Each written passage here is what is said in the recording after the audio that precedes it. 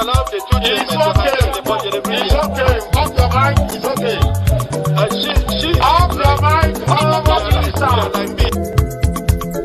Chai! Now wow, people wey suppose talk truth to power don't off mic. And if we talk, now 500,000 they go summer us, call them hate speech. But fear not, Maiyegun don't come. Him go torchlight every corner, nooks and cranny of all these bad people where they spoil our country.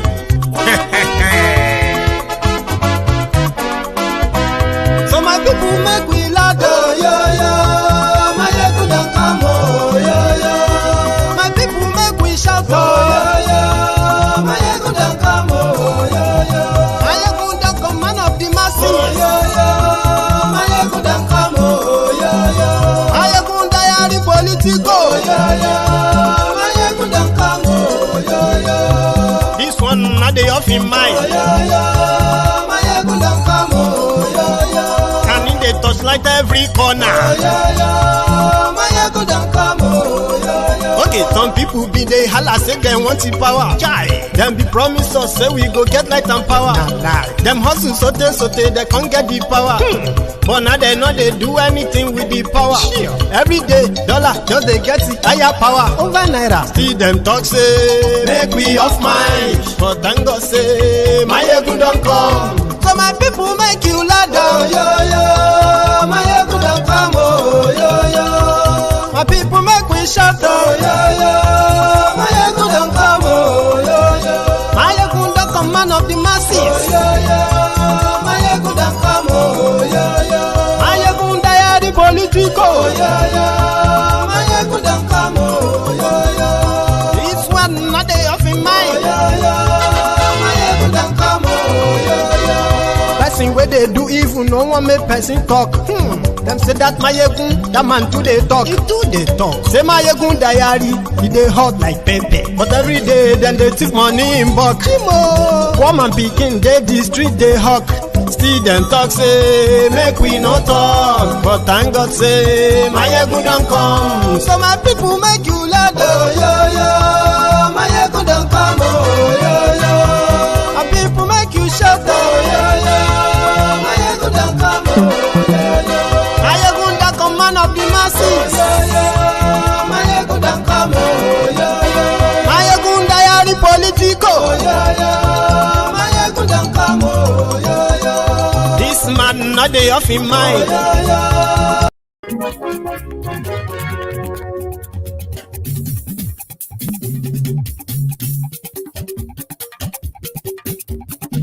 Maiyegun la Kalẹ́ o, ọmọ dojododo. ẹ káàsán o.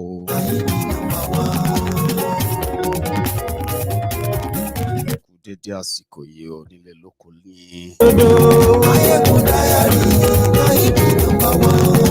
Good morning to you. Ọ̀rẹ́ ara yìí To you. lórí Facebook, lórí YouTube. Good evening to you from wherever you are watching from. Gbogbo bó ṣe ń lọ ni Maiyegun já wa sí. Àṣírí.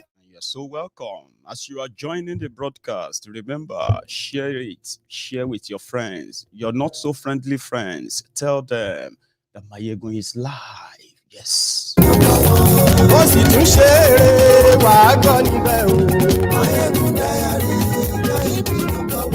Maiyegun diary Politico. Thank you so much to everybody reaching out to me, especially during my time of, a little bit under the weather.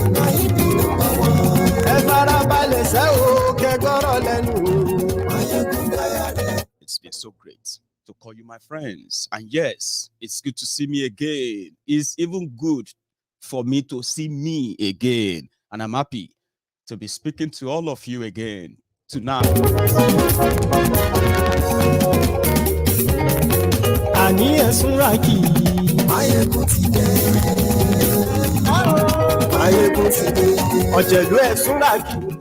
Maiyegun ti dé. Àní ẹ̀sùn rákì. Maiyegun ti dé. Lórí Facebook. Maiyegun ti dé. Àní ẹ̀sùn rákì. Maiyegun ti dé. lórí YouTube. Àní ẹ̀sùn láti. Ọba bá gbé wúrẹ́. Àní ẹ̀sùn láti. Ìdíjọ́ ìgbádìyẹ. Àní ẹ̀sùn láti. Especially my friends watching from the comforts of your homes, and you have all been missed, and I'm happy to be back. Yes, somebody advised me earlier, and they said, Maiyegun, if you feel kind of not strong enough to spend 2 hours with us, please just stop the moment you feel kind of. I was like, oh, bless you. I think I can talk. You get what I mean? And the most important thing is that whatever time we're going to spend together, or the time you are going to spend watching this video, is going to be worthwhile. That is why whatever amount of time I spend with you tonight is going to be worth it. And I'm glad that some of you are able to make it to the live broadcast for those who are watching live. Yes, if you read the writer of this broadcast, where I, wrote, Dagger down, don't die in their war. I'll tell you why. Because it's about to go down. Well, it is going down already. But, it's about to really get so clearer. And that is why I'm actually still asking you that no matter how kind of attractive or somehow it gets, do not get dragged into their charade. It is always like this, and it's going to be pretty much dirtier.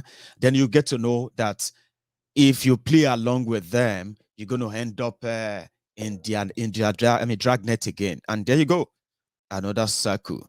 So I'll get to that, because you remember when these guys were talking about Igbo presidency and the rest, and Umahi was the one leading the charge. In fact, in order to prove that it would be a good and reliable successor to Buhari, he decided to jump from his own political party to Buhari's party. Not enough. He also went as far as making deals with armed Fulani terrorists in his own state. He put together a vigilante group.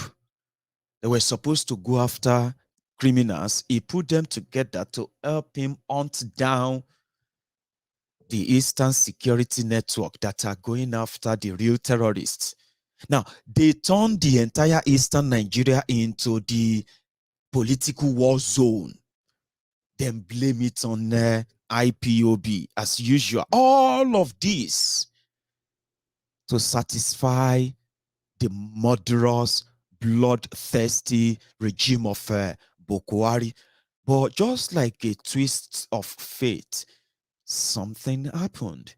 A court case initiated by PDP decided to kick him out of the office. And when he first heard it, he brushed it aside. He was like, oh, damn it, forget that. It's never going to happen. In fact, we're going to punish the judge who dare try to say, because I left PDP, I have to leave the seat, the governorship seat, blah, blah, blah, blah. Now, he went to court, and just yesterday, the court threw out his own application. You know what his own application was, right? He was asking the court to stop the judgment of another court that said, since you have left PDP, you have to what? You have to leave that governorship post because you were elected as a PDP governor on their platform. They own that mandate, not you. That was the first shocker. And some said it's because of the use and dump that Nigeria is, that only those who have a foresight are going to see beyond the comfort, the luxury, the wealth, that the momentary wealth, the momentary comfort that associating with Nigeria gives to you at the expense of your own people. Now, let us break this down so that you understand what I'm trying to say here, okay? Majority of those, I mean, what am I even saying? All of those who are championing one Nigeria, from the young to old, today, when you begin to probe them, they are the people benefiting from the rot called Nigeria. Do you understand? They have uncles who have friends. They have friends who have uncles. They have mommy. They have parents. They have all of them in all these strata that joined, or let me say that force or continue to forcefully keep the disjointed Nigeria together. So what does that mean? Whether people are living in poverty, people are dying or not, as long as Nigeria, they continue to benefit from that Nigeria, you can die. You can, whatever happens. Whoever, those who are left, they will, they will take care of them. And that is exactly what it is like for Devil Umahi. Devil Umahi, it was reported to be very successful when it comes to infrastructural development in Ebonyi State. Something that endeared him to so many other kind of development oriented people, and say, oh, Ebonyi State under Umahi is this and that, but he sacrificed all of that, their safety, their progress, whatever, for whatever he was being promised. You could be the next president of Nigeria. That's what they told him, and he believed so much in it that he put all his egg in one basket and he burned the bridge. He was going after his own brothers and sisters. He was looking for scapegoats to show to Buhari that he can deal with the IPOB, he can deal with the ESN, he can deal with this, he can deal with that. Whoever is not agreeing with Umahi's political comfort and Buhari's political interest, they are considered enemies, and they put together army in Ebonyi. Rather than bring peace to the people of Ebonyi, ask them. They have a Bubeagu, they have Nigeria military, they have the Nigeria police, they have Umahi, they have APC, but yet, the moment they joined them, it became war zone. Same thing in Imo State. You know that? That's a story for another segment. But however, somehow, people now believe that maybe they don't use and they won't dump But I said it is a waiting game. No be this. No be the game with the see so.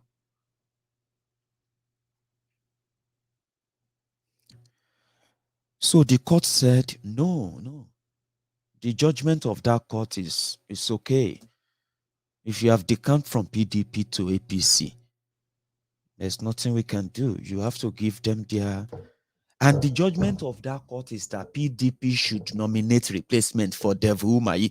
And the moment Devil Umahi is no longer the governor, it becomes useless and a tissue paper, like some of our brothers will say. They will say, Nigeria will use you. You may get, my Biafran brothers, they will say, Nigeria will use you. Nigeria can even put you on top of the world and make you feel like you are the best thing ever.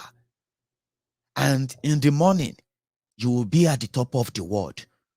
By the evening time, you will be at the bottom of the world. That is how they said nobody work for Nigeria that will not end up in disgrace. And it is like a prophetic saying. Umahi is still relevant. Wike is still relevant. The Supreme Court governor of Imo is still relevant because they are holding those positions. The moment they are no longer there, they are no longer useful. And the way their political whatever is now being tilted, guess what I'm saying? Which one, some of you are already saying. So, Devil Umahi gambled. And it can't be like, say, person will go dine with the devil. We can't go use small spoon. You supposed get long spoon. So that somehow that will be your insurance cover. Immediately that message came, and Wiki said they were the one behind it. Okay. And they said they are going for many others too. Ha! Well, it is part of their 2023 game plan that we all land in one place. You will all end up in the hands of Atiku. But that's another another conversation for another segment. That's why I said don't die in their war if you are paying attention. Wait, you remember the one that is writing Olympotic symptotic budgets in Akwami in Cross River, Ayade. That short devil, that short, they call him a little Hitler. That is the one that charged Agbajalingo for terrorism, simply because Agbajalingo was criticizing and exposing the corruption in some certain ministries, or what do they call them? Ministries in Cross River States. The next thing, Nigerian military, Nigerian DSS, they grabbed him. When DSS grabbed Jalingo on the order of the little Hitler of Calabar. Now, when they grabbed Jalingo, they locked him up for months. And yesterday, the court said his arrest, detention, and trial is illegal. Now, DSS and Calabar, they are in debt. That little Hitler of Calabar, you remember he too decamped to APC. He is also PDPO. Olympotic peri-peri, Olympotic giant, something nonsense. Right? He immediately said, no. He did not decamp to APC after Umahi's judgment. No, I did not. What I did was that I partnered APC. I did not join APC. Weary. After your declaration and all of that, something is cooking. Oh. Somebody is laughing. You think Agba Jalingo is a name? Agba Jalingo. Real name, oh, you're laughing. You think say, I'm telling you, somebody, Agba Jalingo, he was in jail for over a year simply because he wrote something and he exposed Calabar to Hitler. Ayade started speaking grammar, right? He didn't decamp, he only partnered with APC. Remember when he decamped, he took about 20 members of the State House of Assembly. Those who didn't follow him, he decided to punish them. They were even trying to remove them. You remember now? All of this, so 2021, just last year, Baba can say no, he only partnered. What happened to your party? They say no. Okay, well, again, yesterday, a lot happened yesterday when I was not here. Honestly, now yesterday, the court said all the 20 House of Assembly members of Cross River State who decamped from PDP to APC, they should all lose their seats. PDP should nominate replacements for them. Abba, what is cooking?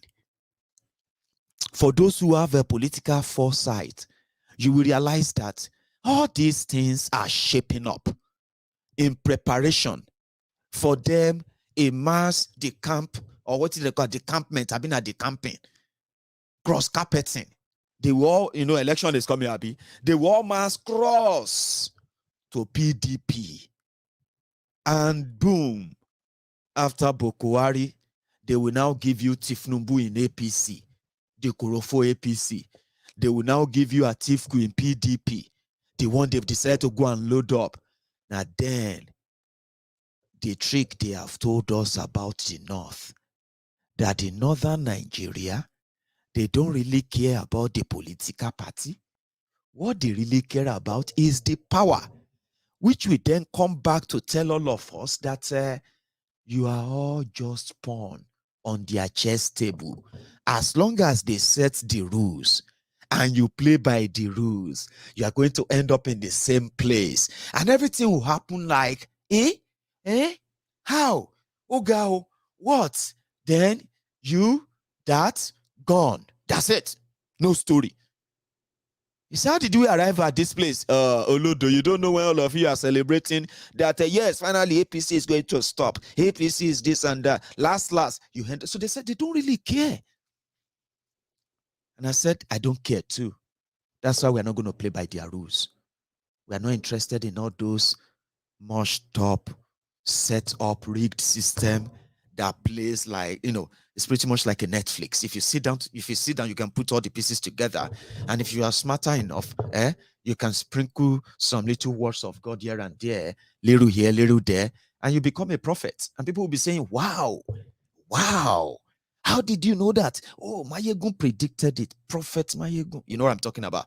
You just need to garnish it with little word of God here, little word of God there, here and there, and put them together, some philosophical saying in quote, word in quote. Just garnish everything with the little information you have here and there. Nigeria story. Boom. New episode. How did you know that? It's not hard. Can't you see? They don't make sense until they happen to you, and you just sit down there and be like, eh? So me, I know. And that is why some of us don't want to wait to be played around that way when you know where the end result will be. That's why I said, don't die in their war. It is Dagger down now. As it be so, in 4 days, all of you will begin to have an idea if Tifnubu will make it to the quarterfinal.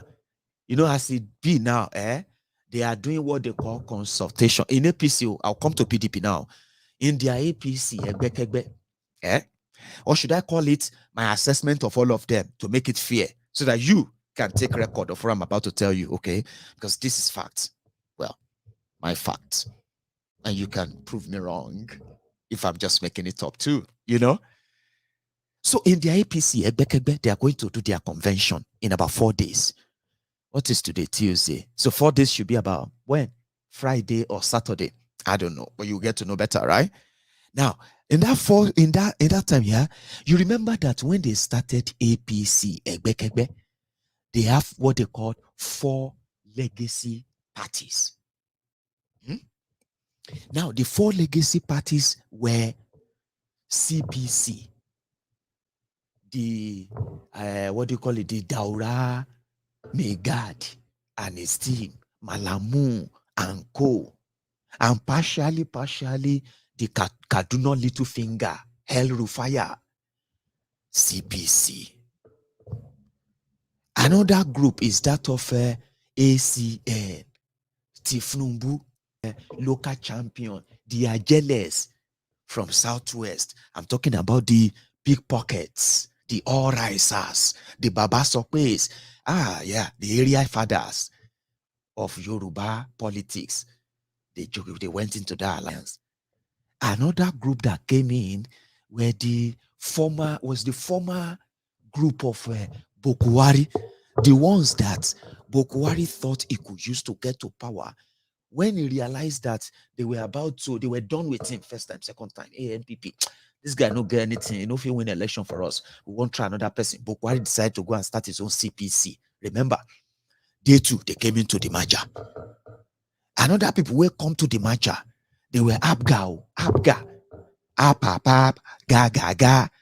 Maiyegun, are you sure? What you want concern Abga with my brother? They pay attention. It's okay if you don't know. But they came together. Then it was during the dying period. That was when Saraki, Atifku, Kwakwonso, what be that guy name? That guy that is a loudmouth, asking that Buhari didn't pay him well. And Buhari has, what be this guy name? If I remember his name, I'll tell you. Balarabe, or no, not Balarabe, something like that. They now Baraje, including Kawu Baraje. So they all now decided to come to, it was that minute too, when they realized that, man, we have gotten to a stage whereby we have already weakened PDP. Now let's move. That was when those ones joined them, making 5 that formed APC. So immediately the Bokwari now emerged. Okay, maybe I should tell you for the sake of my listeners, right? The arrangements according to the people we know. Sorry, one sec.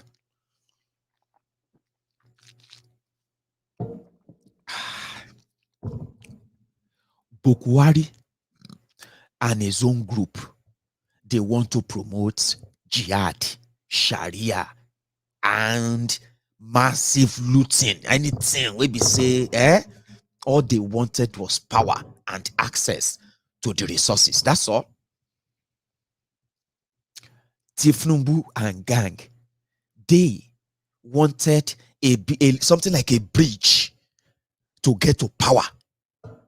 But before they cross that bridge to that power, they can actually be inside the power and control the leverage of power before they finally take over. So Bokwari looks like a weakling. They can use him and partner with him to make a headway over others. You see I'm so? Second group. The third group, I don't know why Abga joined them. I don't know why AMPP and all of them won't join them. I'm not sure. It's not clear because it didn't last.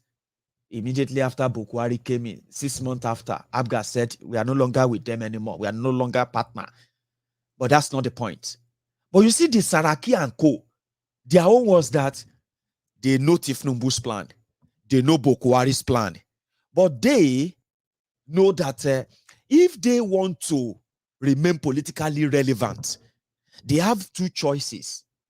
Allow Jonathan have his second term and they wait. Or if they gamble that and Jonathan punish them for pushing him to the edge, they may lose politically.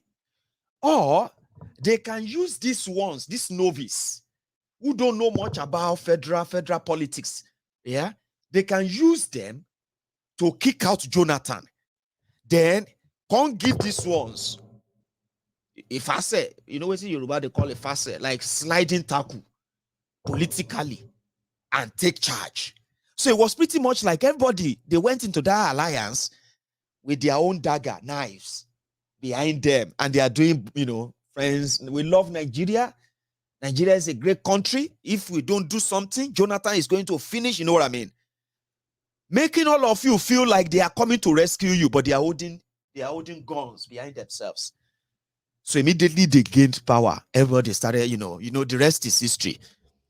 The only people who are trying to endure are the Tifnumbu camp, because they feel like they have sacrificed a lot and they can't just back out. They are going to lose a lot. Okay.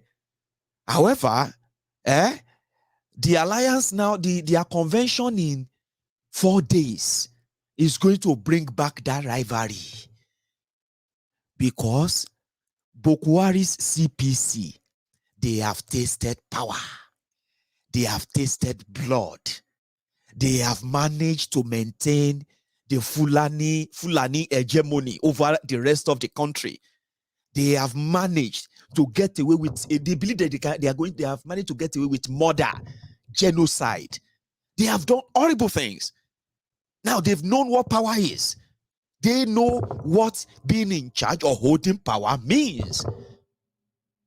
And they're not going to just let go to some group of people because of some arrangements. Do you understand that now? But they have that convention in 4 days. Shebi Tifnumbu have been consulting. Oshunbade has been pretending. Majority of them have been denying. But Malamu has been working in 4 days. You go know. If Tifnumbu makes it to the quarterfinal, what is quarterfinal?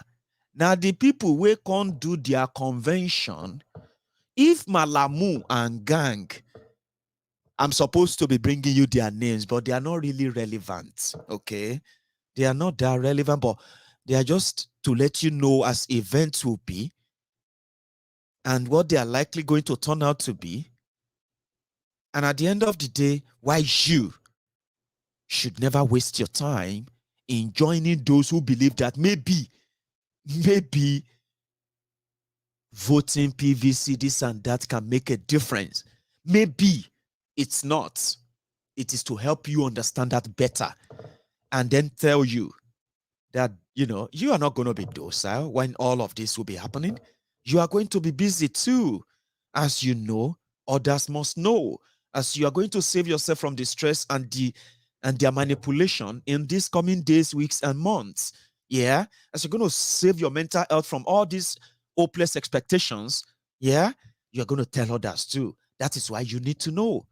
So you don't need to know their names, but the results and what the news will begin to say in the next couple of days, they're going to tell you if Tifnumbu and his own camp, if they have managed to get some of their own footholds, their footprints in the APC, Egbekegbe, ESCO. Not be all of us understand politics deeper that way. But for those who understand politics better, they understand what I'm trying to say. Because those are the people who are going to set the rules for the proper Congress, where people are then going to choose who are going to be the party candidate for everything, including Tifnumbu and everybody else. Now, that is where, for those who understand politics very well, that is where the struggle is. And that is where you will know if Tifnumbu or Oshunbade fake Pastor Ruga and you see, Amechi, they said Amechi is also being put forward. Some of you don't know that yet, Abi.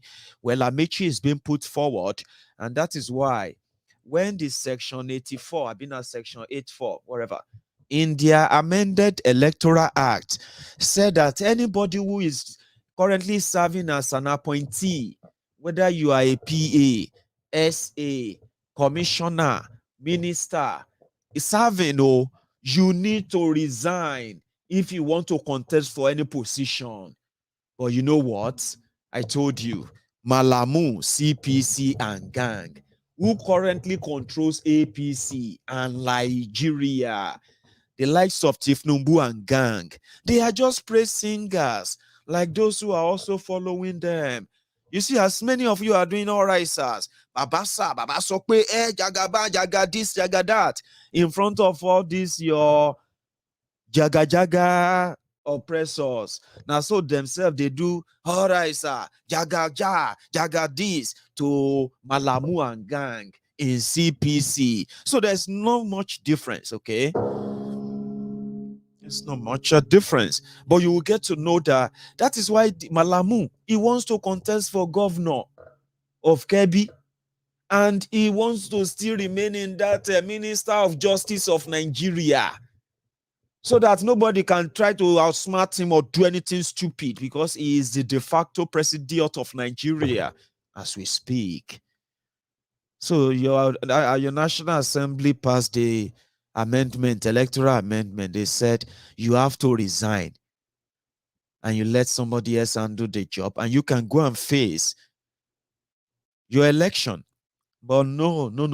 These guys control the power. They will say what will happen. Now, it went to court. Malamu went to court. The National Assembly didn't follow him. It went to court and he got a judgment that they should delete it. They should delete it from the thing. Nobody should resign to contest. So they said they are pushing Amechi forward. They are pushing some clowns forward. But last, in 4 days, all of them are going to get the idea where your Tifnumbu they go. Same thing with PDP. People destroy people. Papa deceive Pekin. Or Papa destroy Pekin. As some of you also, like I said, you love your oppressors differently. And it is not new. Listen, it's not new. It's always been like that. But some of us are trying to cut the circle, break the circle, so that we don't continue to go on and on and on. That by the time we go on and on and on, we grow old, grow our gray hair and all of that. And our children will take up the baton again. They will go on and on. No. We have to cut the circle, because you can't continue to love your oppressors.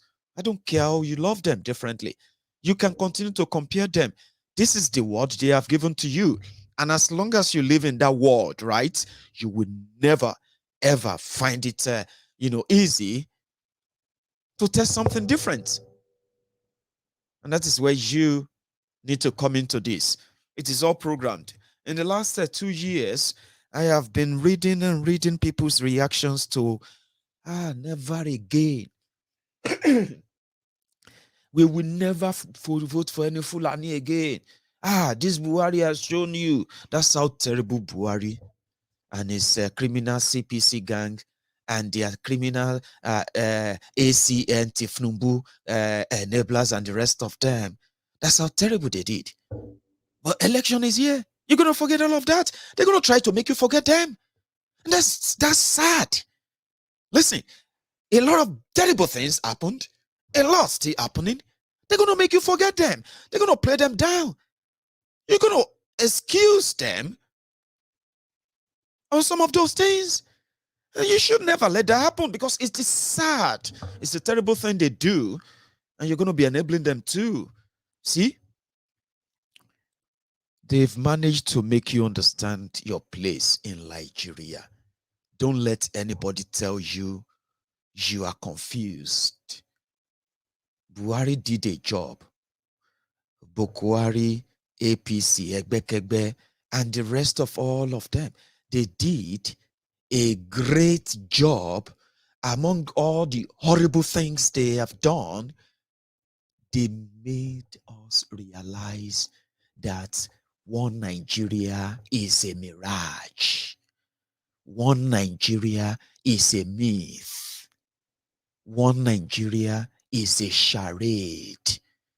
One Nigeria is not real.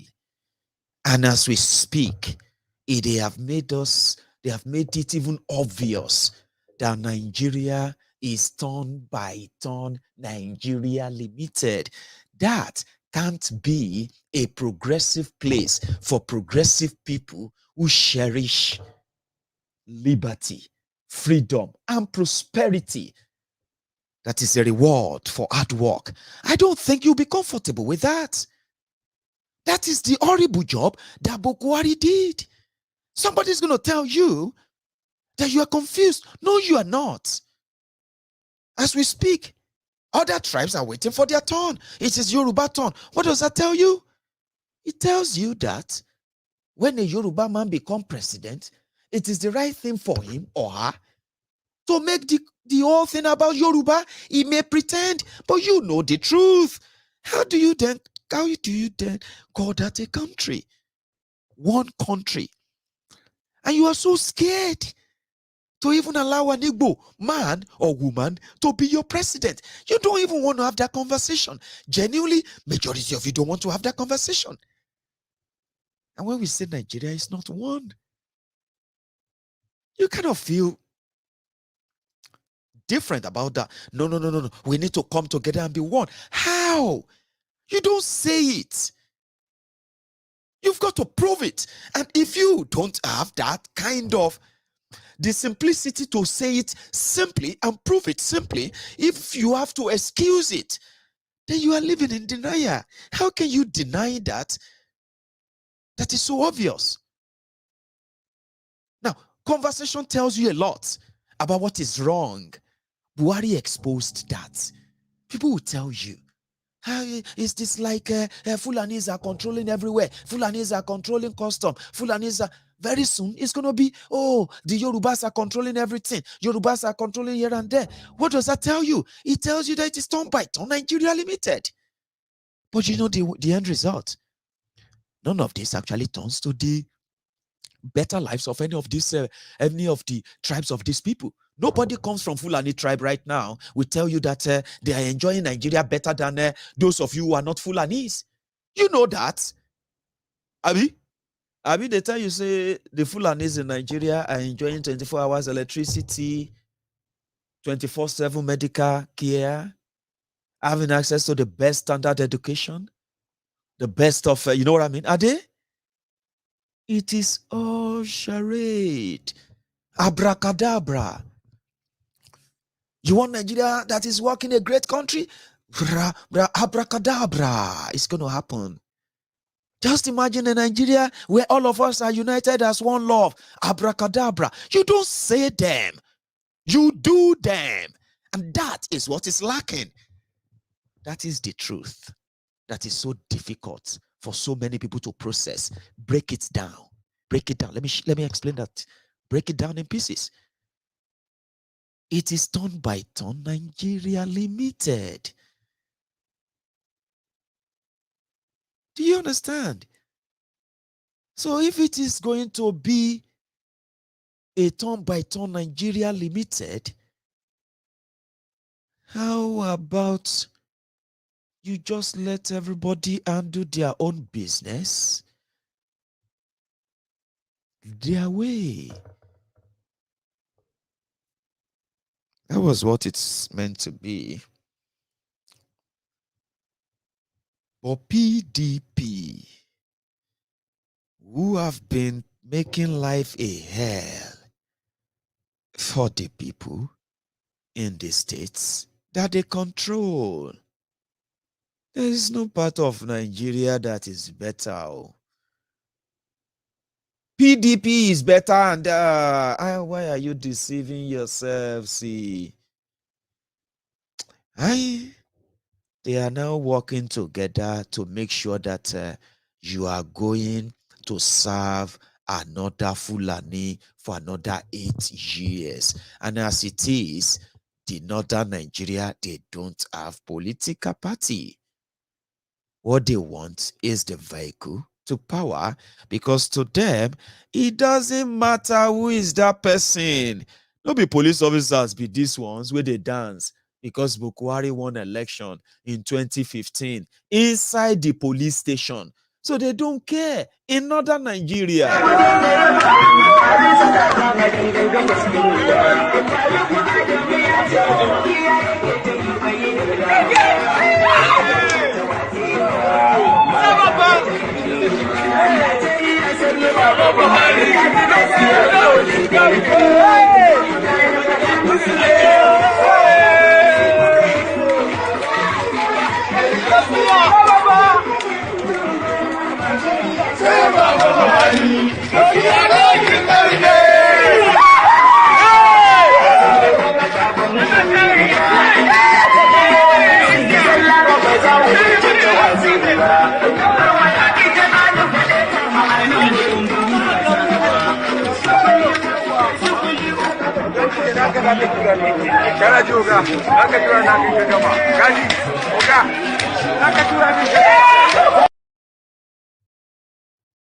See? So you can call yourself this political analyst. You know, one thing is this, right? The way they are going to drive all of you who will think you are running away from APC. Yeah? The way they are going to mentally drive you to that their PDP and Fulani agenda again. Or, as some people are thinking, that maybe they will pull a stunt of APC, Egbekegbe, keeping power for Tifnumbu. Either way, you know what happened is that either way, you are done for. That's the point. So today I was reading I actually saw it out there, and it was Saraki. Saraki was thanking young people for buying him PDP presidential interest form. You know, that's the one that they will have to get before they will do Congress and delegates. 40 million naira form. Youth, they contributed 500,000, 1 million, 2 million. They share about the form for Saraki. According to Emo, 40 million. Because they know that even if Saraki no be president, if PDP enter, Saraki, if he become secretary to the government of the federation, Saraki will begin to give the U2 job, PA, SA, to come back and tell you APC destroyed Nigeria for 7-8 years. They need another 80 years to fix it. And then you have to put your life in the hang again, and they will start rolling you over again. I'm just telling you what all these are all about. They contributed money to bring back the same characters. And since they love their oppressors, since you love your oppressors differently, I mean, I don't even know. I can't judge you, can I? You love your oppressors differently. In 2015, there is a small girl, a young girl, who gave the Bukwari her own savings. She said she saved money, and she gave the money to Bokwari to support Bokwari for president in 2015. Today, people are asking, where is the girl? And where is, you know what I mean? So people do that in Nigeria, and they do that for the photo op. And those are the guys who are already like grouping together, and you are beginning to have your preferences. But the point here is this, they want to gang up to stop Atiku. But as it stands, the man in charge of PDP is in charge, I mean, is an Atiku person, which Wike may want to pull a stunt anytime soon and say the man must go again if their plot to stop Atiku doesn't work. So last, it is now like all of you who are getting your PVC and you are doing like this one, this one, or this one, this one, or this one. Don't worry, they are doing the shoveling for you. APC, Egbekegbe are waiting for the explosion of PDP. PDP are waiting for the backlash and spillover of the rotten APC. Now, they are going to mix all the rotten tomato together in the basket for you. Then your PVC, poverty verification card, you can go out there and learn how to bring back your own rogues. But again, this is not for everybody, remember? I am talking to those who believe that there's a way out. But maybe there is. Omoyele Sowore is no longer locked up in Abuja. I hope you have heard the news as well. The arrest of Omoyele Sowore, the detention and the torture of Omoyele Sowore, the trial of Omoyele Sowore, and every revolution now activist tried, tortured, even those killed by this rogue government, Omoyele Sowore and his only good team, they won against them. You know that they locked Sowore up in Abuja since 2019. Remember that? And this is 2022. That's like about 3 years. They have given Sowore city arrest. Now, all the city arrest, all the charges, all the you cannot go here, you cannot go there, all of that is lifted now. Maybe Sowore, Sowore is also saying he's running for president. He hasn't told us on Maiyegun's diary, Politico, remember?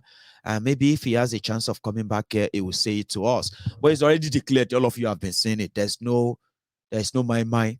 So maybe this is when Sowore will be able to tour the world for his presidential interruption. They call it disruption, political disruption, political revolution. Anyway, just to let you know that the chain of tyranny, the chain of dictatorship, the system that is so rigid and murderous, controlled by murderous criminals in charge of power. No matter how rigid or how tough they look, no matter how bloody it gets, they always lose steam. They will eventually lose steam. I mean, there are those who are fighting it here and there, and they will eventually lose steam. I'm waiting for that other breaking news, which is going to be the release of Nnamdi Kanu. I know there's a lot happening today where people feel like we should be more united than being kind of separated or fighting and all of that. And I said, listen, there's so much that can happen in the absence of the shepherd. You know what I mean? When you have, they said, if you want to scatter the flock, just strike the shepherd. If you take away the shepherd, there's possibility that the sheep are going to go astray. They're going to scatter everywhere.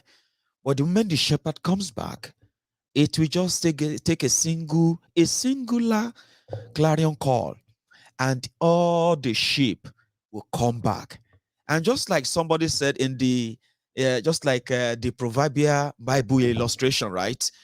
Even when all the scattered sheep, when they are all back, even if it remains just one, the shepherd will go and find him or her. So when Oloye Sunday Igboho was held, there were so many allegations, accusations. Some of them, they told me. Some of them are actually confirmed myself. But I figured out something, right?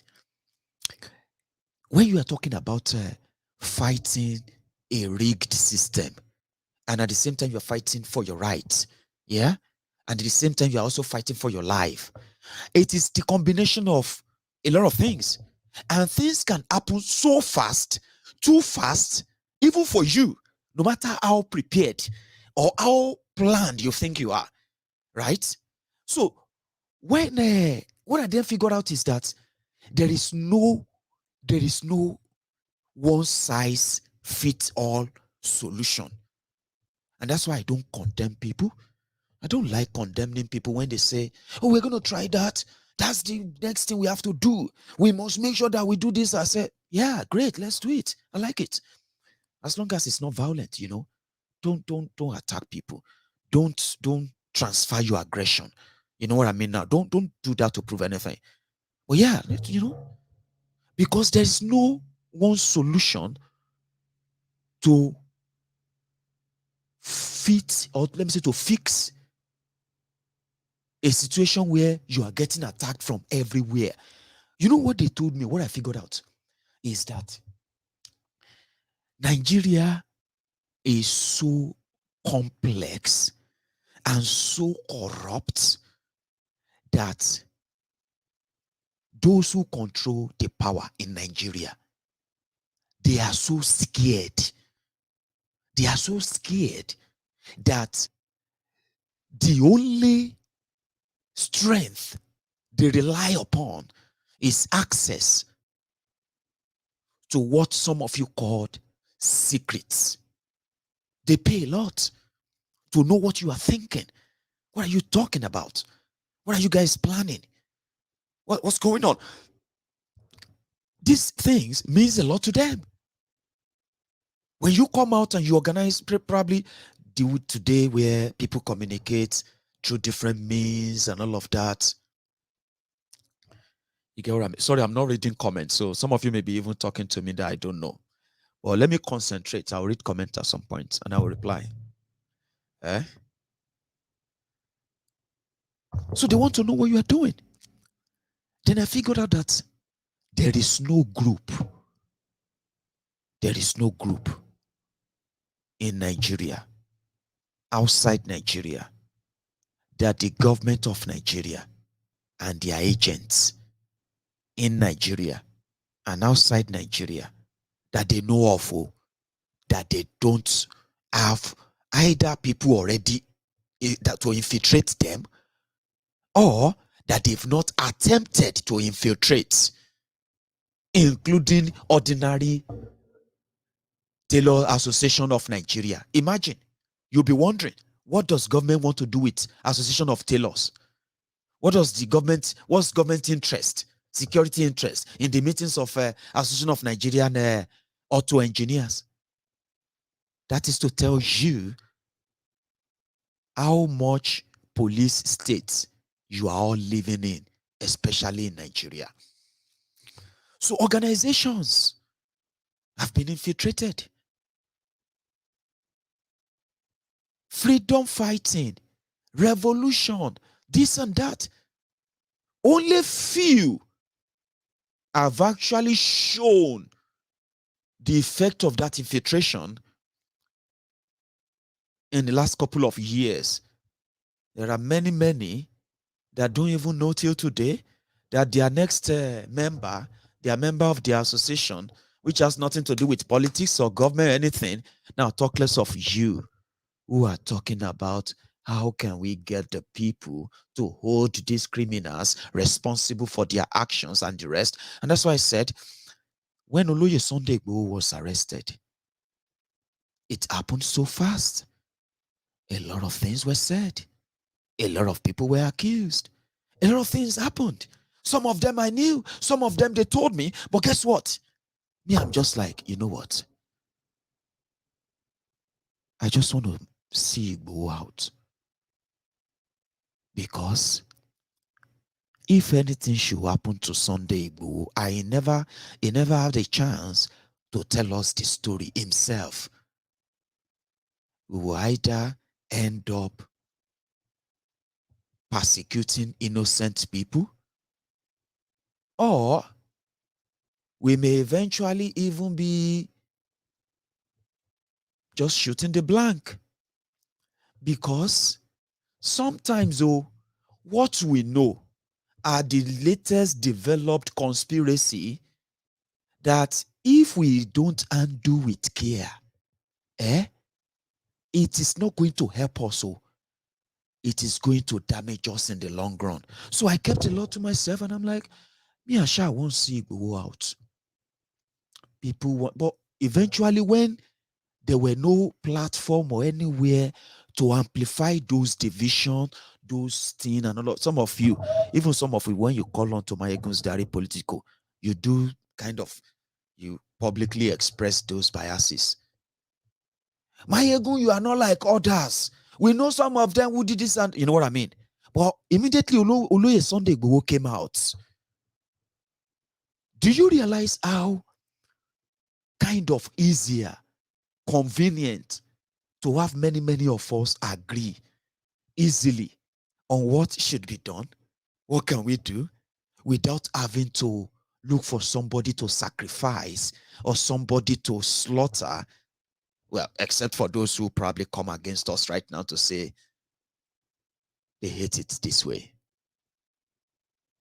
So the point I'm trying to make here is that we have an advantage to understand the situation of why we choose not to be part of a system that we know is put together to work against us. And at the same time, in the process of choosing that, we must also have it at the back of our minds that every solution is a solution. In this race, there is no one size fits all. Positivity, community, coming together, building together, working together, hand in hand.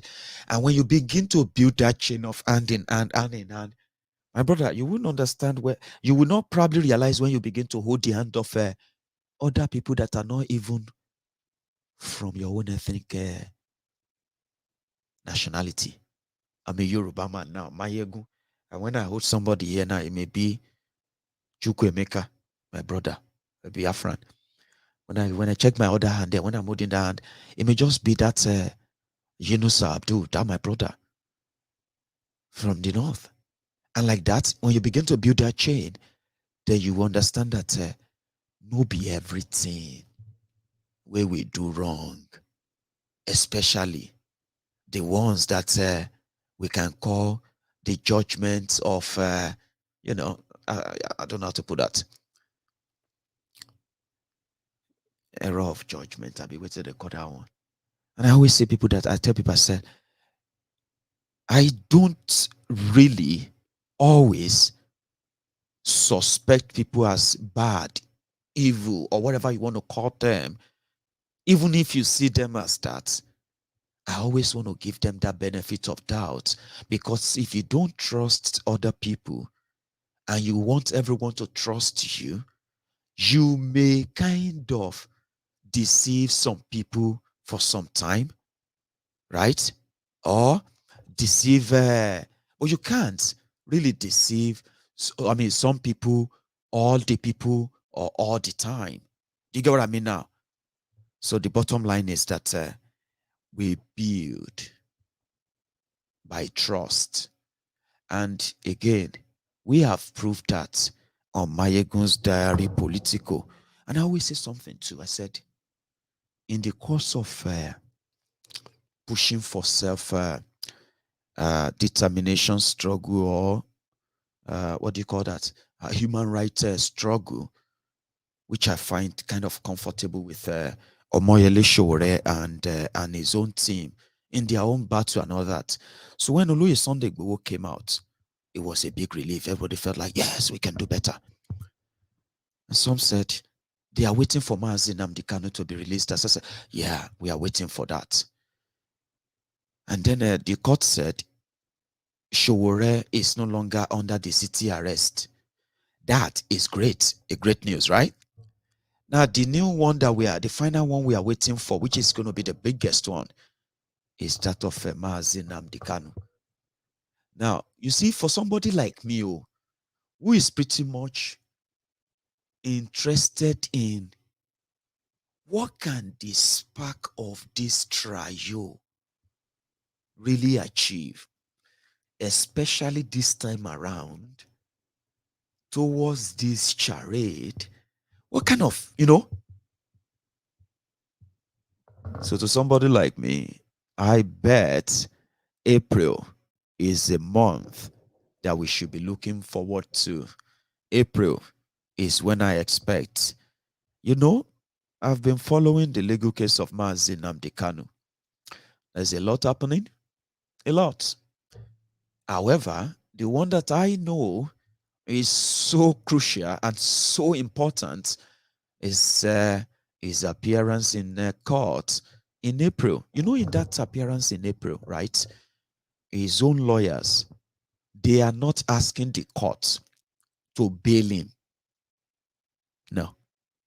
They are asking the court to drop all the charges. You get that?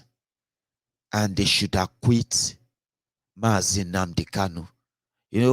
They always use a word, discharged and acquitted.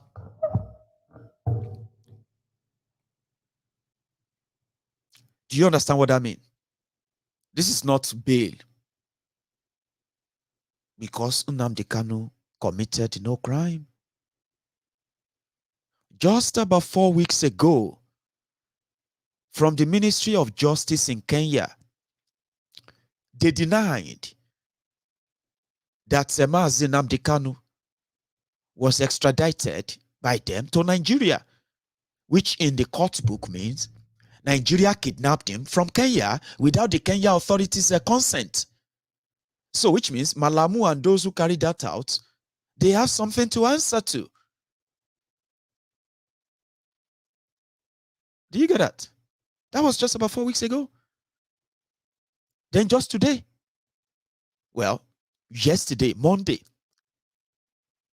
another court paper came out and it said, in their court paper in Kenya, according to Kenya, Nnamdi Kanu is still in Kenya.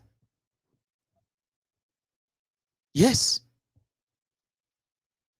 According to court paper in Kenya right now, according to the government of Kenya, Nnamdi Kanu is still in Kenya. Why? Nnamdi Kanu traveled to Kenya legally with his British passport stamped that he came into Kenya.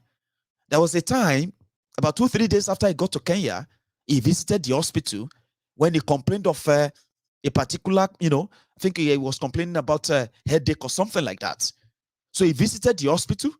They did a check on him and all that. There's a record there. And he left the hospital.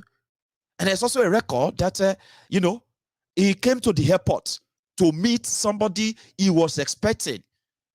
And when he got to that airport car park, that was when the Kenya police, secret police, that was when they grabbed him. And when they grabbed him, they said they grabbed him based on an intel from Nigeria that Nnamdi Kanu, if they see him in Kenya, is in Kenya to see Al-Shabaab. Al-Shabaab, a terrorist organization in Kenya. So they have been battling with Al-Shabaab or Al-Shabaab. So when they saw that an intel says Nnamdi Kanu is wanted, so they grabbed him. After about a week, when they tortured him, they beat him, they chained him to the ground, to the floor. He said that to his lawyer. Now, when they found out that he had nothing to do with terrorists, he had no connection to any Al-Shabaab, it was all a ruse. But he already had a plane waiting, a plane sent by Malamu. And before you know it, they drugged him, they put a hood on over his head, they drugged him and they bumped him into a plane, a private jet, and they flew him to Abuja to be displayed like a trophy. That's the crime they committed. Now in Kenya right now, the government of Kenya say Nnamdi Kanu is still in Kenya. Because there's nowhere it was stamped that he left Kenya. There's no authority, there's no paper that said he could be extradited for any crime, nothing documented. So he was kidnapped. So like I said, when you fight with the terrorists, when you fight with the terrorists in government, there's a time they always have their steam. There's a time they always, like dragon. When they do this, they burn everywhere. Well, there is also a time that they begin to lose the steam. They begin to lose the steam. Sowore is no longer locked up in the city anymore. Sowore can travel the world. Sowore can go and see all his fans all over the world. Sowore can change the narrative too. I mean, I'm just saying. The tyranny could no longer hold him anymore. Maybe tomorrow they may get another judgment as usual. I know you always believe that they could do that. But as we speak, the court says he could go anywhere. They did the same thing to Oloye Sunday Igboho. And the 12 people they arrested in his house. They killed 2 people there. What did we do? Igboho took them to court. They took Igboho to court. They were waiting for the court to tell them that they should jail Igboho. But Igboho is not there to be jailed. The people you arrested, you had no warrant to bust anybody's home. You killed people there. You committed a crime. Now, there is another judgment in Ibadan. That judgment says the invasion of Igboho's house is illegal. It is even a crime because they killed 2 people there. Now, that's another case entirely, and the court already awarded 20 billion. Now, what am I saying about losing steam is that in April, the court may say, after the application for the discharge and acquittal of Nnamdi Kanu, then the court may say, okay, we adjourn. Instead of adjourning for a long time, the court may adjourn for the next 2-3 days. And the next judgment is going to be Nnamdi Kanu discharged and acquitted, no charges. After, wait, don't let me make you so happy. After they must have probably pleaded with him to do something about this Imo Wahala. It be like say this Janjaweed Ruga settlement is not going to settle at all, because yesterday Bokwari had to publicly post it. They posted it on Twitter, on Facebook, that Hopeless Uzodijo and some certain people, they have to meet Bokwari with an immediate effect because of the insecurity in eastern Nigeria. And immediately Hopeless Uzodijo came out of that meeting. You know what he said? He said Bokwari has approved more weapons to kill Biafrans. No, more weapons to kill themselves eventually, because all of that will no longer matter. Once they manage to see Nnamdi Kanu and say, can you please, at this time, use your own network view and help us, because we know that those who are killing people in eastern Nigeria are no other people than the politically sponsored thugs, criminals. Some of them, they moved from the creek into the heartland of Biafra. A lot of crime is being committed in that place, and it is so convenient to blame it on IPOB. It is so convenient to blame it on ESN. And I just pretty much look forward to when Nnamdi Kanu, the lion himself, will be out. And those who are actually behind the killings, the attacks, the burning of station and the rest of that, those who are behind that, Nnamdi Kanu will come out and he will eventually possibly tell us who they are. Because remember, all this never happened until when Nnamdi Kanu said, we will defend Igbo land, we will protect Biafra land. And boom, they unleashed the terror on the people, and they continue to say, we are hunting down the Eastern Security Network. So with so much confusion going on, with the way we've managed our own tension, I'm using the Igboho's case as a case study now. We managed that enough that if to say everything we are know, make her the talk, some of them, including those who behind the scene, turned this issue of Igboho in detention, Yoruba Nation, this and that, to put together a scheme. We go help you buy gun. We go help you buy this. We will make sure, say, you will get Yoruba land protected. Just give us the money.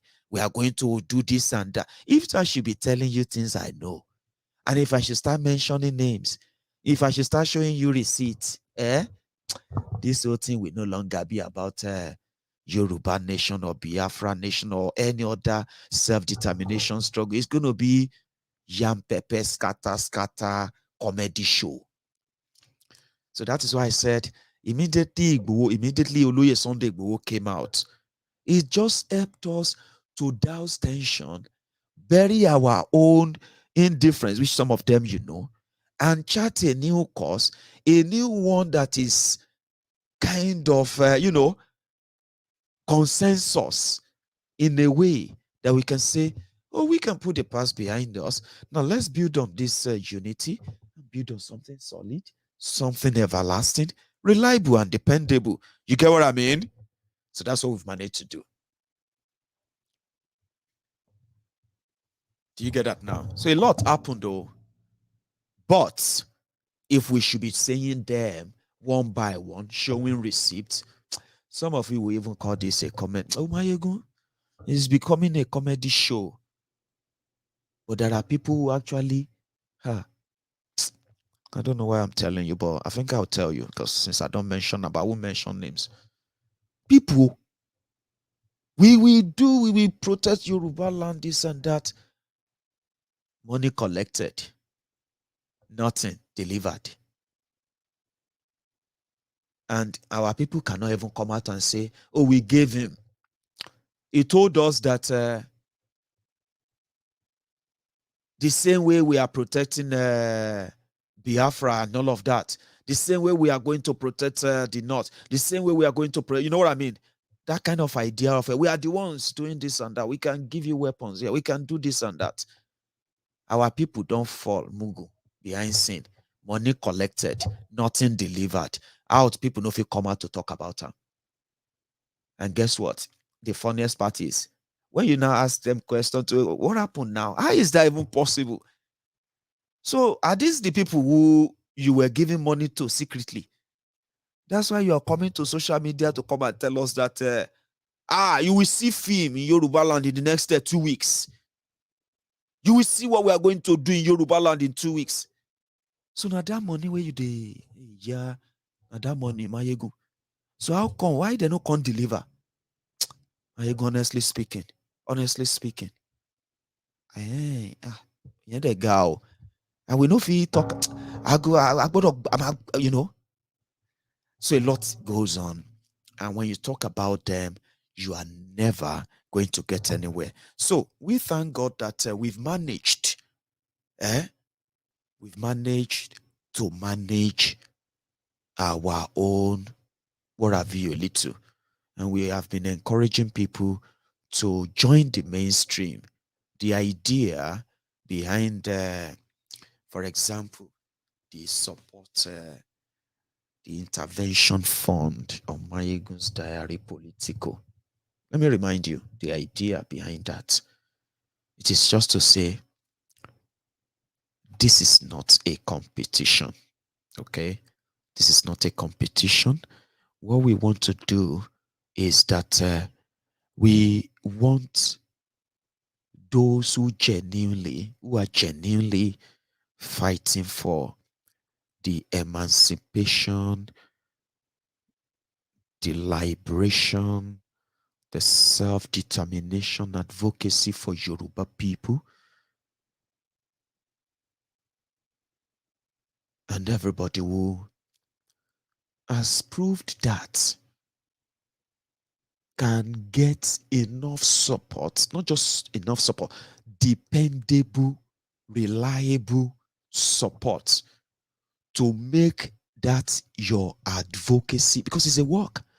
When you volunteer to mobilize the people, say, we need this, we need that.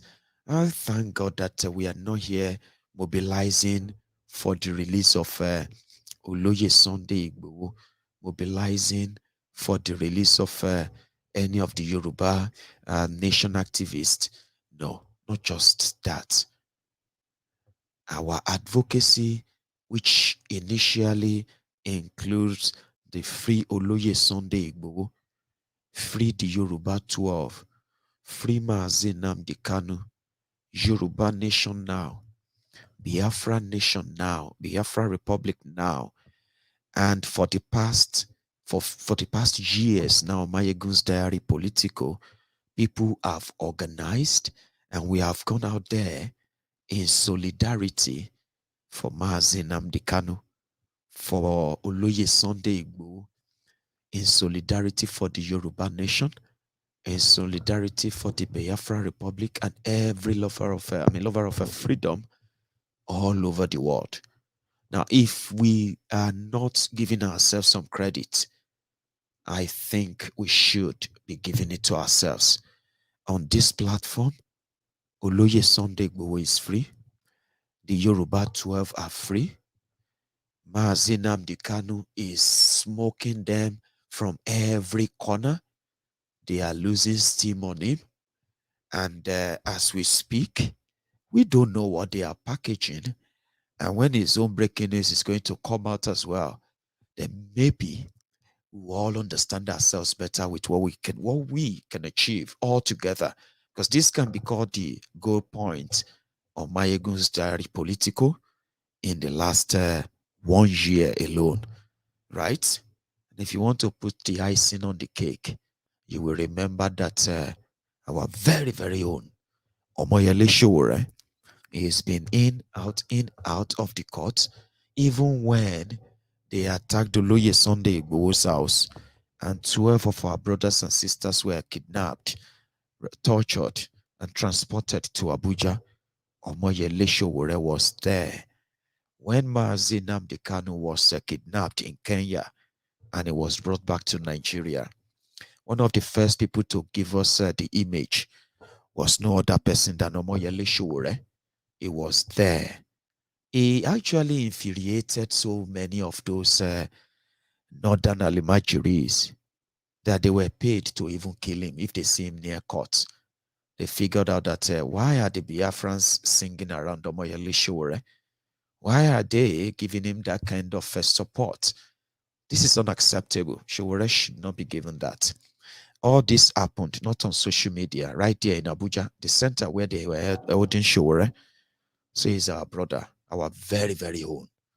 Yeah. So his own came out too, that he's no longer under the bondage of the tyranny.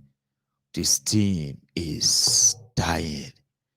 Don't be surprised if the breaking news says Nnamdi Kanu is released this time around unconditionally.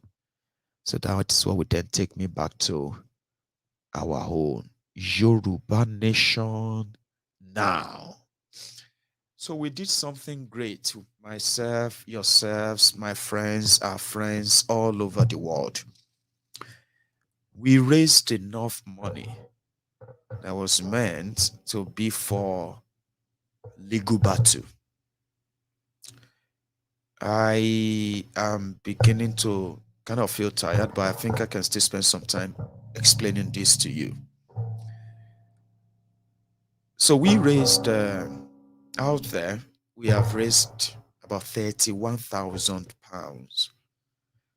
And from that, we are expected to get 28,400 or thereabout back, as they will take about 10% of our fund raised on Give, Send, Go. However, I have taken the receipt of over £26,000. Sorry, I'm going to be using that pounds until I get to the point where I can use Naira, because I'm going to be using round figures, except if I'm going to just overrack my brain, okay? But round figures will work for us better. It works for me too, okay? So I have taken about £26,000 from our money raised on Give, Send, Go, as well as our money raised on PayPal. In the last 1 week, we have not received any contribution or donation except the one sent to me on PayPal, and it was specifically stated that it is for Leila. And I think it was £20.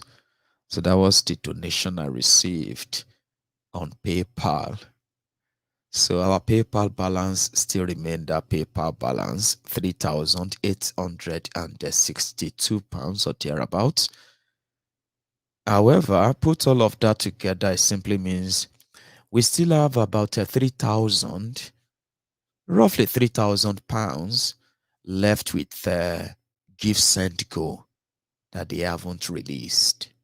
They will release that. However, from the 26,000 that I've received, I told you the last time when we spent 2 million naira on Oloye's welfare. We spent 1.7 million naira on the Alano, Deputy Alano, and their own medical welfare for the month of March.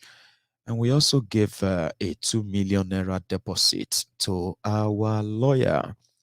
Now, the last update I gave you on that was that Igboho said we should leave the money with the lawyer. I finally spoke with the lawyer, and indeed, he's happy to be on our own retainer, which means nobody can shock us legally anymore. But that's that. So I had a chat with Oloye Sunday Igboho. I said, see, I've actually spent nearly 9,000 pounds from this money.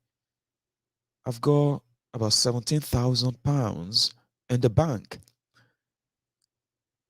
I think we should make an arrangement for this, for the 12 people that were detained for months. Illegally, of course, by the Nigerian government. Let's do that, and we can possibly get into other things after, because there's so many things that I'm having conversation with them on. Majority of them I won't be able to tell you until they mature. I've made some other payments, by the way, that I'm still going to keep to myself.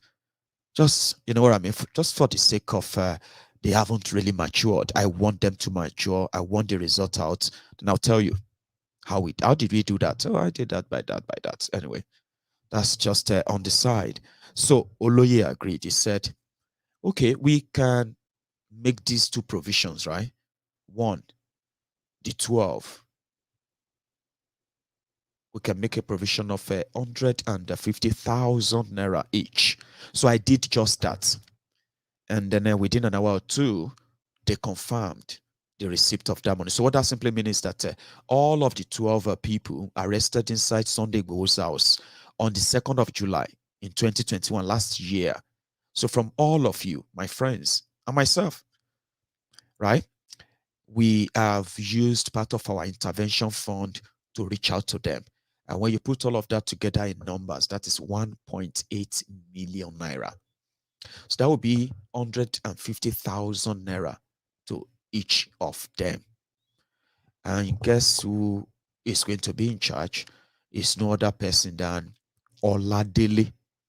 You know, Oladele is the second, is the guy that was kept in detention longer than others. You know, he's the guy with Lady K that the DSS kept for extra months after they released the first 10. Remember? So Oladele is going to oversee the judicious distribution of this support fund. That's what we did, and we did that successfully. Today, it didn't really take much. Now, the second part was that what should we do to the families of Adogon and Alhaji Fatai? Remember these two men killed at Oloye Sunday Igboho's house? Do you remember them? They can never be forgotten. Trust me. So we have Adisa Said, and then which is Adogon. We also have we had Alhaji Fatai. Now I have just been told that still their bodies have not been released. Now the plan initially, which Igboho has approved, just so you know, Oloye Sunday Igboho has approved that we should give their family ₦1 million each. Okay, and I think some of you quite agree with that. But the the process, we need to make sure that we are doing it right. Okay. It is called intervention, and sometimes money cannot really replace what these people lost. Okay. No amount of money can replace what they lost. All right. So we are now thinking, what if we push, if we have to use any legal means or anything, whatever it's going to take, what if we push for their immediate release, the release for burial of these innocent people that they murdered and they keep their body? So what if we use some of our money to push for their release? And when they are released, we'll release ₦1 million each to the family, or however you think, whatever you think. You get what I mean? So I am throwing it open to all of us. And you can tell me what you think, okay? Because if we give the money and their body are still, these were supposed to be Muslims, right? These are Muslims. They were supposed to be buried. And, their dignity in Islam, their dignity protected, even though they were murdered. But they kept their body away. And when I heard that, I was like, I thought they've released them. How bad of me not to remember that? And I do apologize, by the way.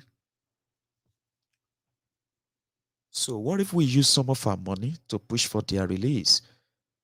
The next 1 week, the next 2 weeks, let's figure out who is holding. Who is that person holding them? Under what authority are they holding them? Whatever it's going to be. I mean, we have a lawyer. You hear what I mean? So can't we just use our own lawyer to dig that out and get them released, give them proper burial, and then support the family with ₦1 million, or however you think we should do? More than that, or $1 million each. No money can buy them. It can buy whatever they've lost. I know. Well, I mean, we can do it in style, ensure that their bodies are released for burial. And that will give the family the closure, isn't it? So I have that in mind. That's why when I released the statement about supporting the 12 who survived the trauma and all of them, because we are not just doing that, okay? Remember that we don't know how the legal team, Oloye Sunday and his own team, we don't know how they work with, for example, that lawyer, that Ibadan lawyer, Yomi Aliu. I believe that's the name, Yomi Aliu, the lawyer that got the judgment of 20 billion for Oloye Sunday Igboho in Ibadan. Yeah. So if the lawyers to the Igboho 12, which is Oloye Sunday, if Oloye Sunday is working well with Yomi Aliu, then Oloye Sunday should know that the case that the DSS is holding, or that the DSS gave bail to Lady K, Oladele, and the 10 others, that case is now null and void. I beg, waiting be the legal name of null and void. It simply means that there's non-voidee. I don't know. That's because there is already a court judgment that says the invasion of Igboho's house is illegal. And for killing people in his house, damaging his property, they've even committed a crime. The court said Igboho and everybody around him should not be harassed or declared wanted by anybody.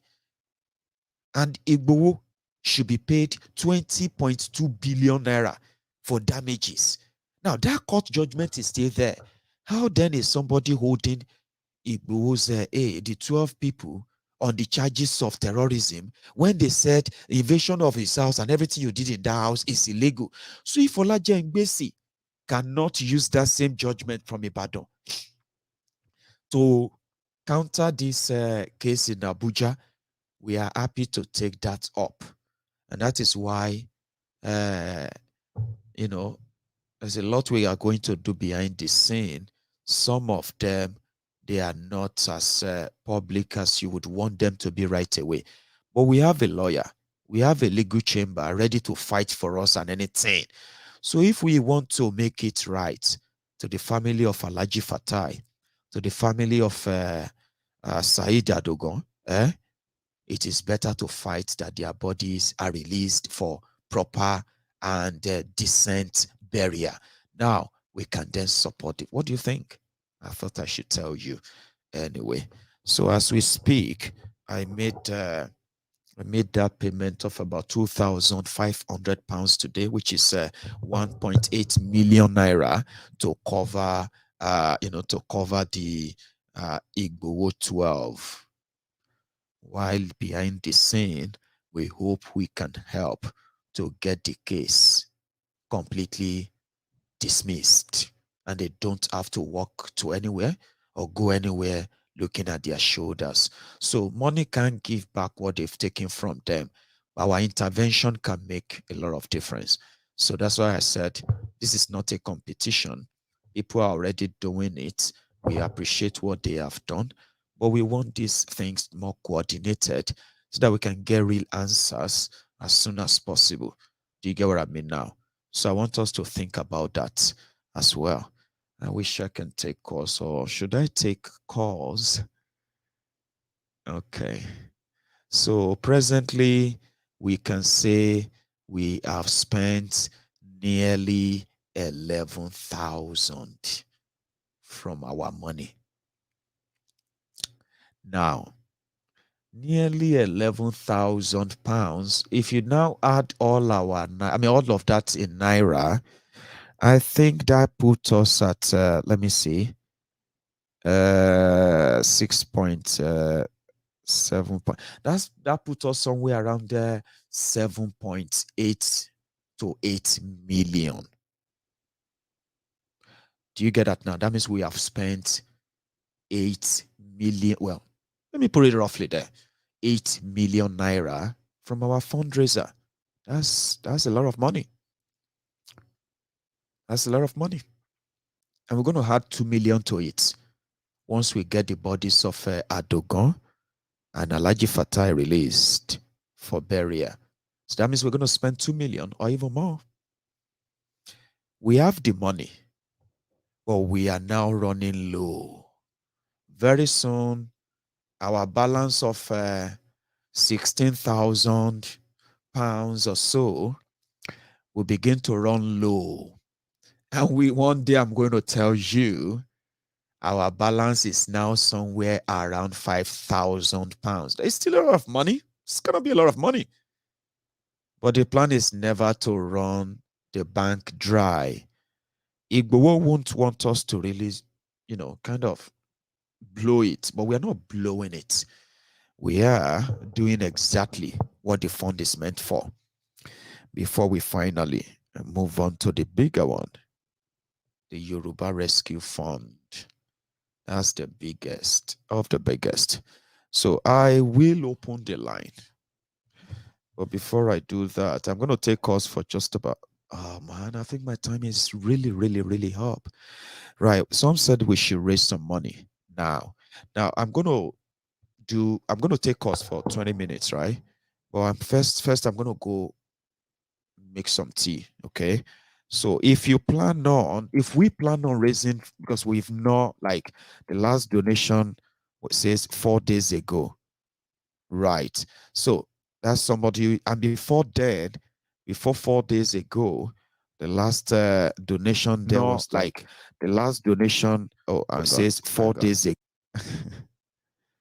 Sorry. Right. So I'm going to leave the link here. I'm going to go and mix tea. And then when I come back, I'll take maybe 2-3 calls, okay? I'm kind of feeling sweaty now, but I will take a few calls and see if we can raise some money. But it's all up to us. No rush or no pressure, okay? We are doing so well. And again, it is an update I quite enjoy sharing, okay? Because it's just like me sitting down like the central bank governor, giving you the details, account, of what is going on. So I'll be back.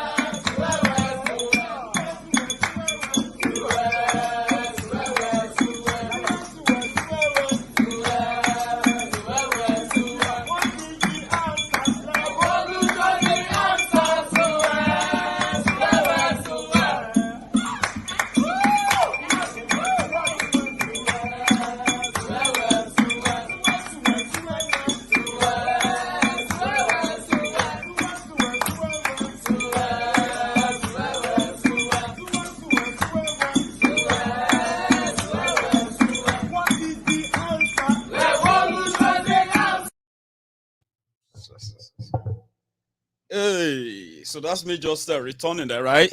Now, I mean, I've got a caller. I think I've got many in the waiting. So yeah, hello there. Maiyegun the 10 star. Baba. How you doing, my brother? Well, I'm still alive. I'm here. Very well now. I beg, no sick for our hand, though. We need this trumpet to slow. I beg. Wait till they call out. I say, to come mini college. Hallelujah. It is well. It is well. Bless you, sir. Mine is just a quick one, you know. May God heal you quick in Jesus' name. Amen. Yeah, when I saw how much and heard how much we said we'll give those people 150 K each, I just felt like it won't be much for them, you know, believe me, it won't make much difference in terms of the kind of major influence we are trying to achieve in the whole trauma that they went through. That's just a food for thought. Just a food for thought. Please. It's not about giving them something that they can just use to and be happy we just got some change. Well, I'm thinking maybe if someone wants to do something for them, it should be something that maybe they can even start a mini business with them and just know that this is something that leave a legacy, something that they can say, okay, this is what came out of this. This is the fortune that came out of my misfortune. That is one. And then compared to Adugon and the Alaji's family, you know, which is like times how many of these? Unfortunately, they lost their lives, you know, and but you know, those are gone, even though they left people behind. And the same trauma that these people that have been left behind, will be going through is the same trauma that this other 12 will be going through. You understand me? I'm with you. So I just say we should maybe consider, not even minus me, say you and all the people sit down with you to deliberate on this matter. Maybe you guys can balance it a bit so that these other guys too can be able to do something tangible. You know, out of this. It's just a suggestion. Like open business for them. Just a suggestion. No, it's a suggestion. I like your idea, but you know, all these have been considered. You get what I mean now? Yeah. So we won't be doing that. What will happen is the reason why we won't be doing that is this, right? There is another 5 million naira bill, legal bill, that I'm not telling you all about yet. Do you get that now? So there's so much behind this scene. That's why we call it intervention. It is not something that anybody can sit down and say, oh, I'm looking for. No, that's not what we are doing. No, I like your suggestion because you are not going to be the only person thinking it.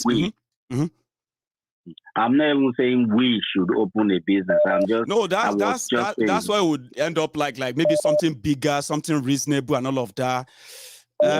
No, thank you. but I understand you. Yeah. I understand you. So, thank you very much, Baba. So God bless my brother. It's always a beautiful thing having the opportunity to speak with you and speak on this show. God bless you, your family, and all the support. God bless you, Baba. Thank you. Yeah. So I like the idea. So many things were considered, so many things were thought. But eventually, when we finally found out there is more behind what they are even telling all of you, and if I should dance to the popular music, eventually this whole thing will end up as a charade, just like others. So, no. Hello. Hello, Maiyegun. Hello, sir. How are you? Good morning, Maiyegun. Good morning from India. Paul, how are you? I'm fine, Maiyegun. Good one. How are you doing? Yeah, I'm surviving. I'm still here. You look a little frail. Try and get some rest. That's please. What I look like when I'm so kind of tired. But trust me, I'll be fine. Yeah. I know. Thank you. Maiyegun General. Well, I think I like the suggestion. We should try to push for the bodies. Okay. the bodies have to be released. At least let us give them that last honor. That's right. I'm proposing it too. But you see, there's so much. Yeah. You see, I mean, I'm beginning to figure out some certain things. That's why I said there are some things I am privy to that I am also going to be involved in, that I can't say them now until when they probably mature. There's something tangible to hold from it. And you can now come back and say, well, we did this, we did that to prevent this, this and that. Yeah. But again, you are with me. Go on. Well, you don't have to say much, because I think throughout my lifetime, except for maybe something like maybe a sport like football, this is the first time outside sports or something else that I'll see like minds, well over 1,000 people thinking at the same rate, at the same pace. So you don't really have to say much. Many of us understand that you don't have to even give us too many details. I mean, because as much as we are realize that following, they're worth it. Yeah. As much as we are following, the enemy is also following. So we have to be careful about some of the details we give out. So many of us shouldn't expect too much from the details. Like me, I'm not really concerned about. You get what I mean? Now, some people even feel like we shouldn't even be mentioning this money. I'm like, okay, we raise it in public. We'll continue to raise it in public. There are some little snippets that public should know when it comes to. I don't need to sit down here and start saying, oh, we're going to get this one for. You don't, Maiyegun. You are a man. You are already our. Somebody actually joked that you are at the Yoruba Nation Central Bank governor. I am. Well, that's what Babaketoye said, though. He said you are more or less like our foreign reserve banker. Yes, so Maiyegun, just carry on. You already have the trust of so many people. So I don't think anyone is worried about it. Just carry on. Sure, another quick one before I let my brothers and sisters in. Please and please, my brothers and sisters, if you are listening to me, I love Sowore so much. I love him so much that I campaigned for him in 2019. But Sowore is on another bus. We are in the bus heading for Yoruba Nation. Sowore is in a bus heading for Nigeria. So please and please, those of my brothers and sisters still trying to, you see them in the comment section typing Sowore is the man for 2023. Johnny Tori Olorun. Tinubu àti gbogbo kini àti jale, but inú boss me fresh boss la nlo. Yoruba Nation la nlo. Please and please. You are in or you are not. So there's no point in. I love you. I love Yoruba Nation too. But I just thought, Nigeria. No, come on, don't mix it up. You should make up your mind. Yes, so I love Sowore. Make up your mind. He will say his mind. I have his supporters on here, right? But we all know where this is going to end. Trust me. Thank you, Maiyegun. God bless you, Paul. So Maiyegun, please don't forget. I sent you an email. Please I got that email, and I want to say it right here if you are comfortable with that, Paul. Right? No problem. So no problem, what happened is that Paul is currently available to work as an hybrid work. From his base in India. So if you have any kind of a hybrid job, IT job, things out there that you can outsource, Paul is pretty much interested. So I decided to say this because I probably couldn't really speak to anybody personally on this, but I bet a lot of people are listening to me right now. And when they reach out to me, Paul, I'll get back to you. Stay safe, Baba. No problem. Thank you, Maiyegun. God bless you. Yeah.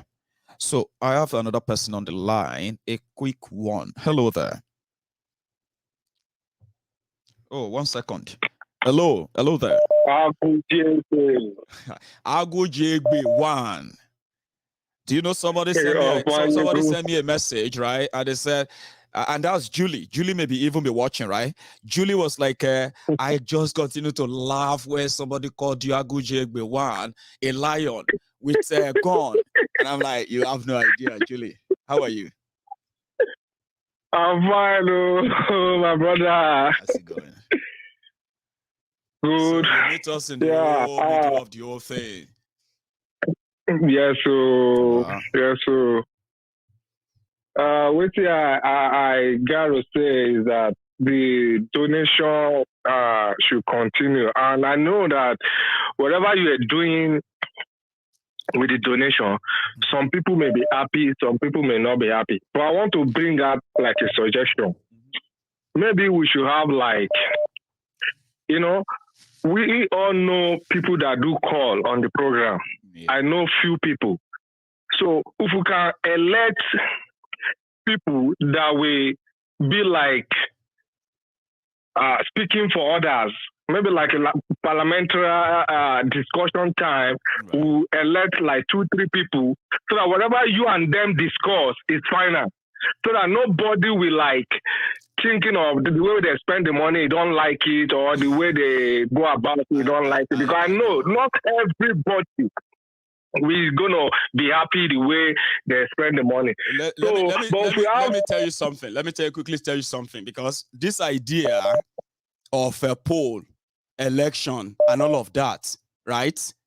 They are not in any way related to whatever I'm doing. So don't even suggest it.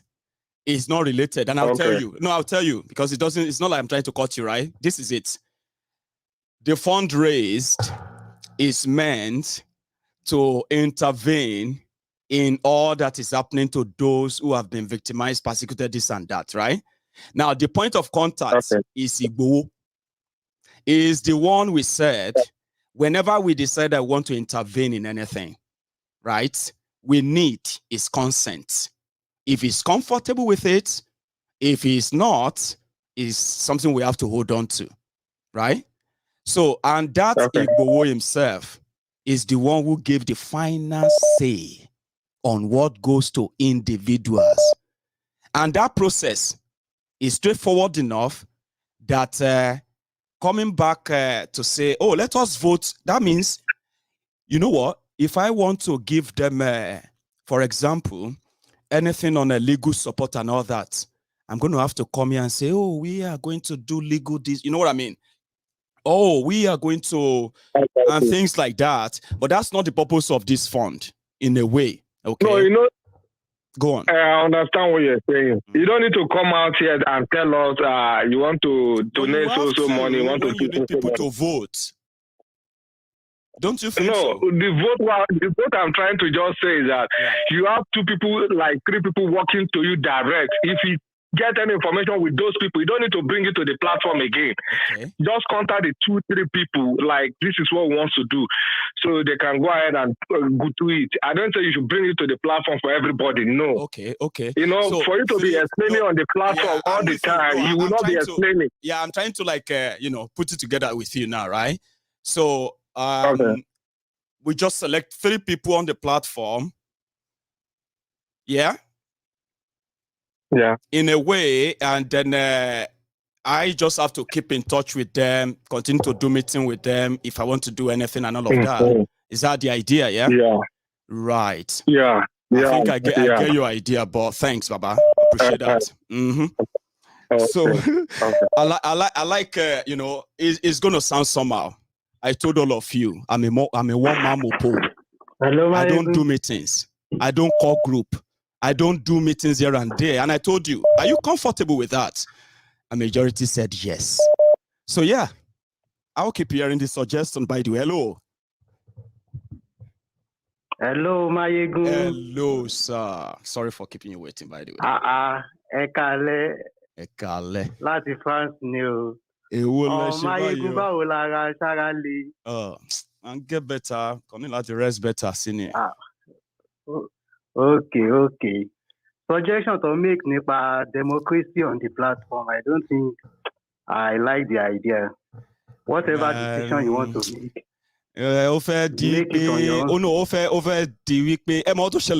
It's so similar to something too.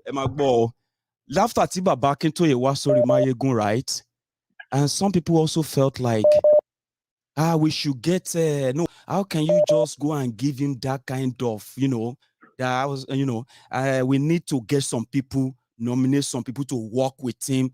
And what Baba Akintoye said was that, how come you people that want to be nominated didn't bring this idea to raise the fund? Yeah. Why didn't you raise it?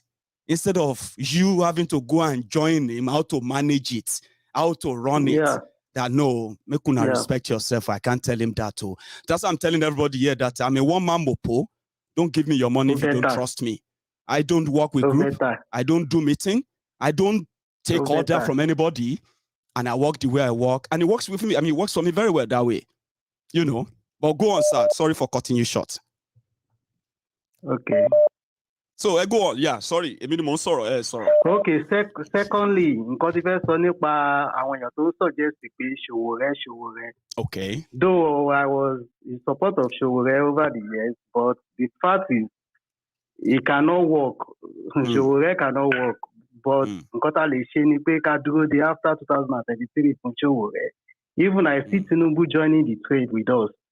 Tinubu will come back to do Yoruba Nation as people are even projecting. But one kàn fẹ́ wo nǹkan tá fẹ́ ṣe ni, so Yoruba Nation now. And I take care ara yín gan. God bless the Yoruba Nation. Thank you so much, Baba. We will continue to do our little, no matter you know. But okay, I think I have another person here already.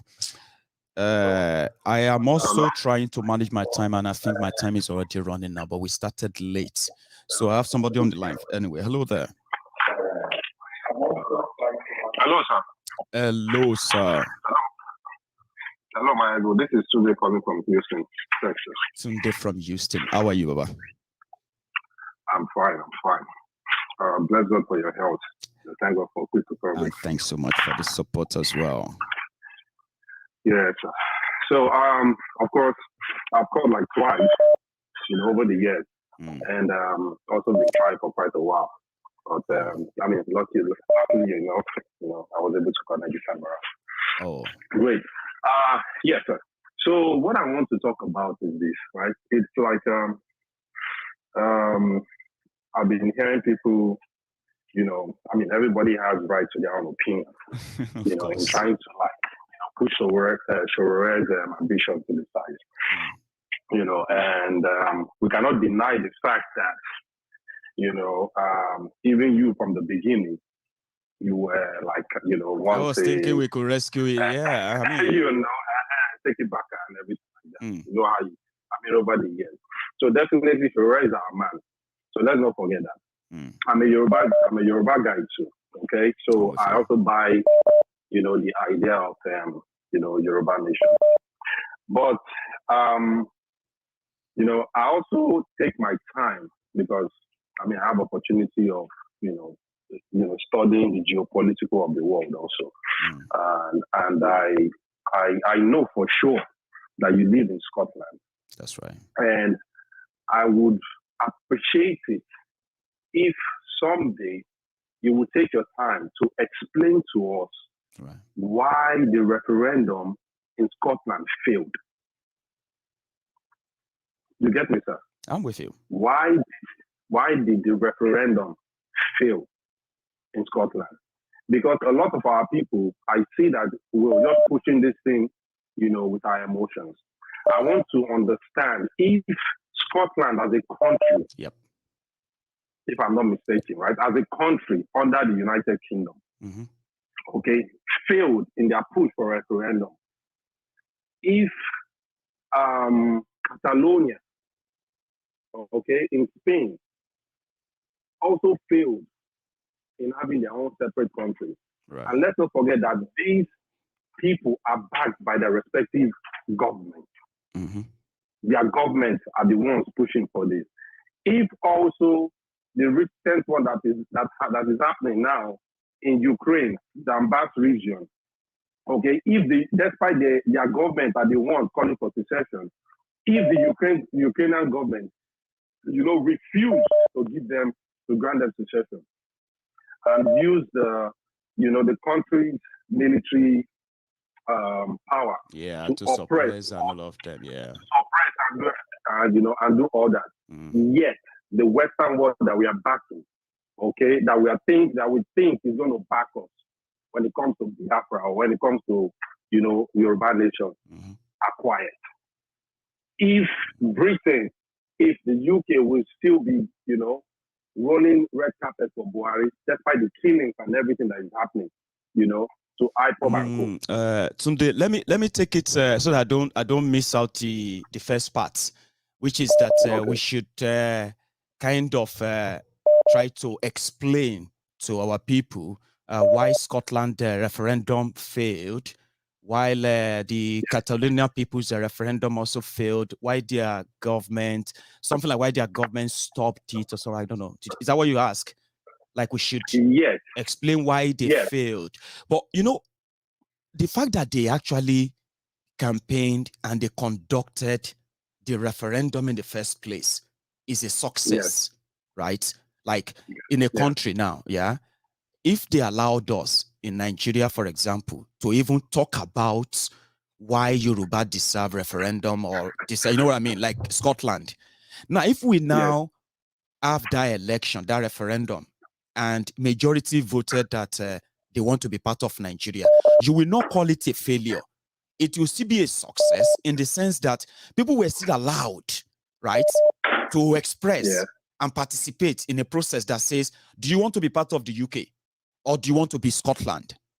So we may not need to go into all the campaigns, all the things that went into the campaign before the referendum was lost. But when you look at the process generally, you can't completely say failed. Same thing with I participated in that of Scotland, okay? Now, that of the Catalonian people is also a different ball game. You know what they did? Their own lawmakers who came from that part of the Spain, right? They belong to the National Assembly of Spain, right? So that was where it all started from. They started campaign, Catalonia, this and that.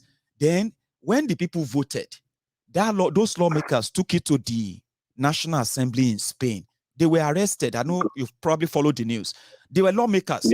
They wanted to move that our people have voted for Catalonia Republic. We want this assembly to take this resolution.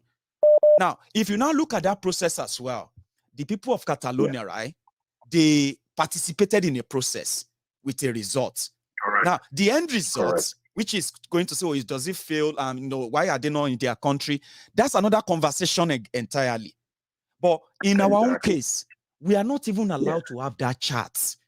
If we are allowed to have that chat, a lot of reasons are there to tell Yorubas. Yorubas will be telling Yorubas why they will preserve their own country if they are allowed to have that conversation. Having that conversation is the first battle right now, right? Now, if it's going to succeed or not, it's another thing entirely. In my own opinion, Tunde. Can I say something? Please. You know, while you were, you know, relating, you know, you explained all this. You mentioned, you said those were their representatives in their respective government, the federal government. They were their representatives. They have took up the mantle. This is what they were involved. They were involved in the government. In the government, the Spanish government. Correct? The same thing with Scotland. Now, can we say the same thing for Yoruba Nation? Do you know they got involved? That's why I said, that's why I said, that's why I said, if we begin to look into the variables, the components that makes up all these two stories, right? You will understand that we are far, far from it, right? You see, these Catalonian lawmakers, they have Catalonia political party. You don't have Yoruba political party. You are not allowed to have Igbo. You know what I mean? Now, imagine if you elected Angono, if you're allowed to have Yoruba Nationalist Party, for example, right? And those who are pro-Yoruba run for office. And today, the governors you have in Yoruba land, they are pro-Yoruba Nation. The lawmakers, the assembly, they are from the political party called Yoruba Nationalist Party. So it is not going to be difficult if they conduct a referendum, right? And their lawmakers takes the result to Abuja. But we are far from that now. So that's why you can't really compare them that way with what they have, where they have achieved and what they have gotten into compared to ours. In our case, right? Our politicians of Nigeria. Go on. All right, good. I appreciate the fact that you said we are far from there. Yes. Okay, so why do we think that we are going to get a Yoruba nation when we don't have the basic body? Because it is getting a nation, Baba. Yeah, let me quickly answer that because of my time as well, right? Getting a nation does not come with one size solution. Do you get that? All these ones happened. That's why we are using them as reference. They are not even the best of references, right? Because something that the people of South Sudan, they didn't do referendum. Do you get that now?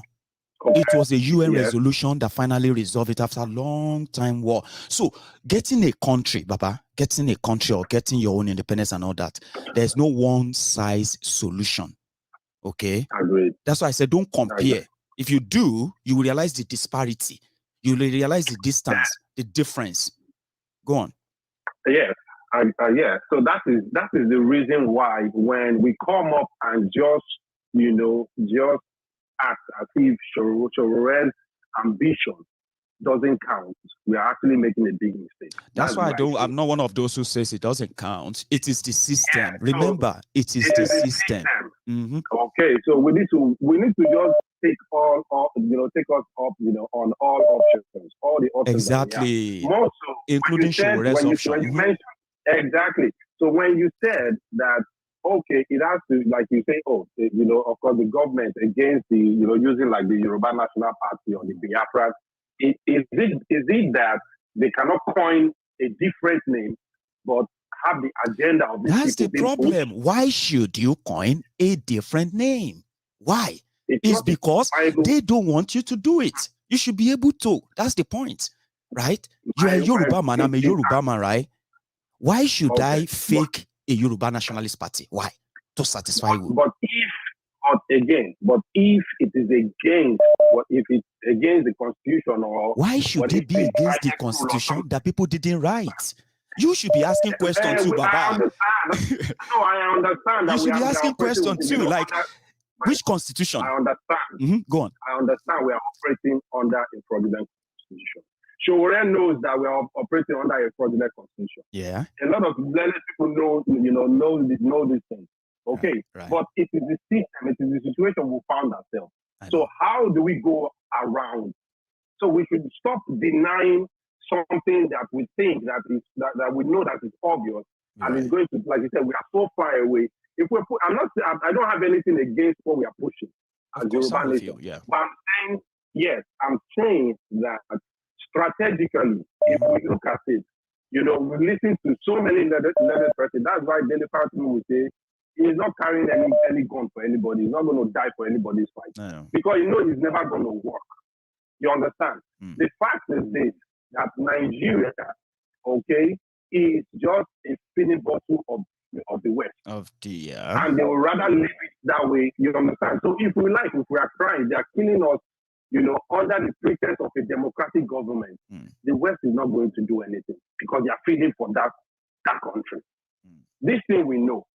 You understand? So if we are having a body, I know where you stand, because you are doing a great job in trying to enlighten, to balance, people across, our ethnicity. All these specters, right? Exactly. So, and I know it's very difficult. You understand? But you're doing a great job with that. Well, I'm doing my bit. Just as we encourage ourselves, we should be having conversation, okay? Even if we don't agree, which is all right. I mean, there's so much to disagree on, right? But if we don't listen to ourselves, we probably won't even understand why we are disagreeing. You get what I mean? So that's something I want to encourage on my platform, right? That, everybody knows where I belong to. If you want to make me feel good right now, you talk to me about Yoruba Nation and the rest of that, right? But when you want to make me feel better as well, tell me about other things too that can make things different. That's why I say on my own platform, right? If we listen to ourselves, we realize that we all have same thing in common and we are fighting the same demon. And every solution or any solution is a solution to me. Yeah, you're right. Because again, let's if I say finally, not to take your time, we all know that. Yeah, we all know that the bottom line of our war is injustice. It doesn't matter if you are IPOB. It doesn't matter if you're fighting Yoruba Nation, Biafra, anywhere. We know the system doesn't work for everybody. Okay, so our push for secession is just because we know we are not having a level playing field. Well, you may be wrong. People are no longer talking about the level playing field anymore. It's been an excuse that some felt like maybe that's the reason. Maybe once the field won't level, is deeper than that. And that's where some people don't really get it. People believe that people are trying to break away because they didn't get fair share. So maybe if we give them fair share, they'll be fine. It's beyond that now. You don't know. It's beyond that. It's beyond. But see, listen, we're as Nigerians, right? Yeah. It's just like you say, the people crying for NSAS and all that, and shouting, we don't want it. Are they not the ones campaigning for Tinubu and all those? But they are still pro-Nigeria now. I mean, we know ourselves. You understand my point? It's because when it's hot, once the situation is hot, we start doing it. But over time, we see people campaigning before even for Sowore, under Sowore, some people are already running under PDP or APC. I know. People that started from AAC. So where the people who said Sowore is not their chairman, Sowore is not the leader of their party and tried to take over the party, were they not the same Aluta Continua team of 2017, 2018? And immediately after the election, they wanted to throw Sowore under the bus. They fought with him in court for 2 years. So I know, but so what I would like to say finally is that, please, okay, unfortunately, I was not able to listen to Prof when he came, to your show. Yes, because I would have loved to ask this question. You remember they had this situation with Ninas and everything like that. They were pushing it. Let's be factual that as long as, in quote, there is a democratic, government, in quote, you understand? Yeah. The West is not ready to do anything for any group. And that is the fact. The reason why you talked about South Sudan and all that was because there was war. Something you call facts sometimes, Tunde. Let me quickly remind you. Something you call facts sometimes is not facts. Like you said just now that because Nigeria is a democratic country, the West is not going to touch it or it's not going to do this and that is a fact, may not be facts after all. But I get what you mean. It's not going to be that kind of involvement, but there are many things that can also get others involved. But don't always think that being a democracy, as they say it, that they can't touch it. Yes, they can. Well, I'm just saying. We have a long way to go. Of course we do, and that's why we are trying to do this now. Yeah. If strategically we are building a body. See, listen, it's like I said, okay, we need to.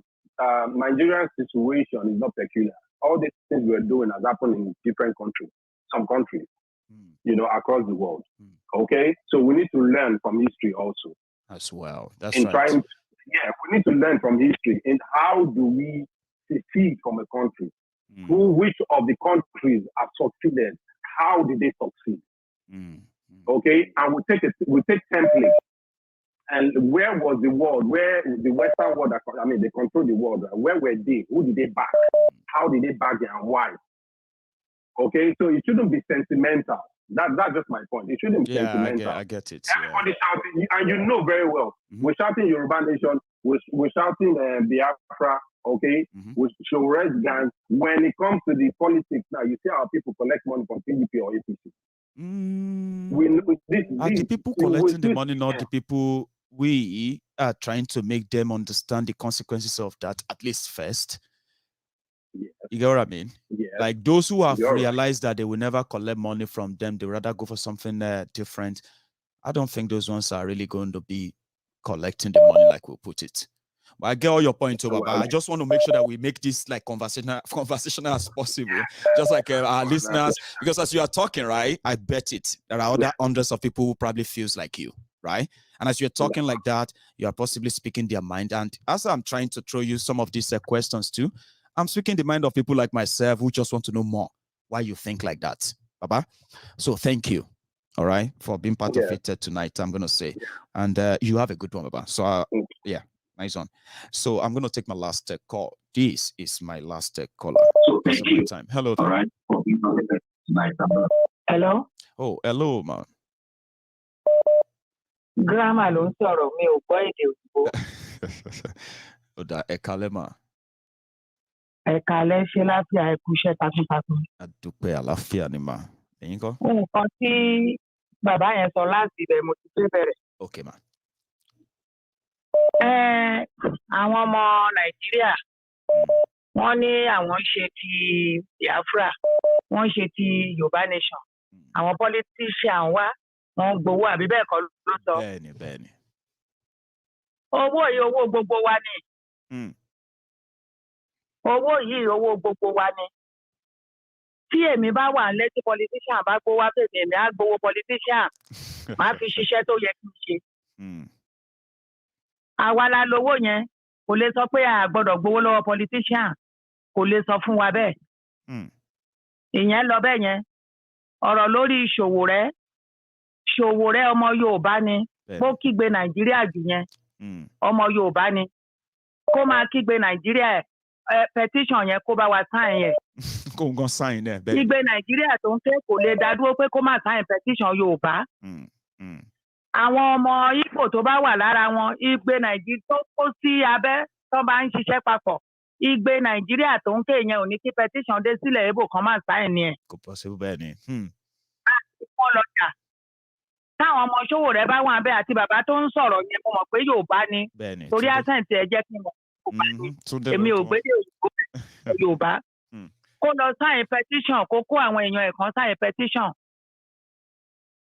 Nǹkan tó wà ńlẹ̀ tá à ń rán ní ìsìn nìyẹn kò lè lóun ò gbọ́ kó sign petition. Tán bá wá kówó fún kó fi owó yẹn kó fi ṣiṣẹ́ sílẹ̀ Yorùbá.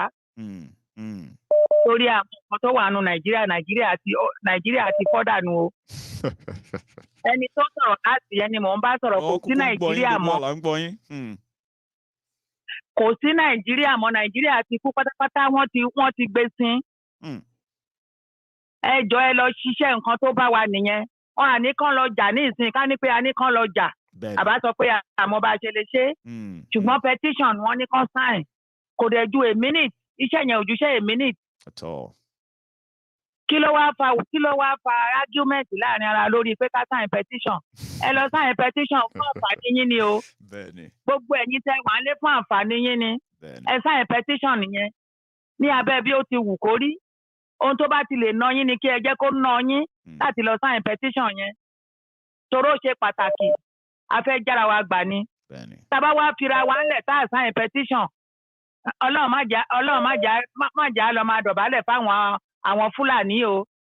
Tó bá tiẹ̀ jẹ́ pé dídọ̀bálẹ̀ nìkan tán bá tiẹ̀ pa wá torí wọn ò rán wa. Nǹkan tán fẹ́ ṣe náà fẹ́ ṣe o.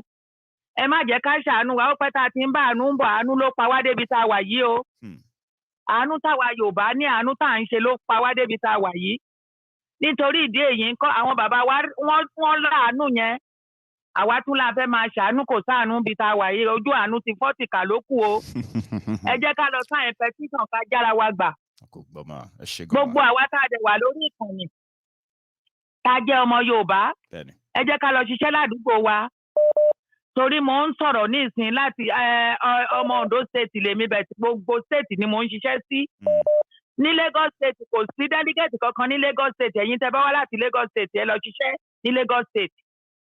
Ẹ̀yin tẹ́ bá wá látògùn ẹ lọ ṣiṣẹ́ ní ìdílé ibi tẹ́ ti jáde àdúgbò ibi tẹ́ ti jáde ìlú ibi tẹ́ ti jáde ẹ wá delegate kan bẹ̀.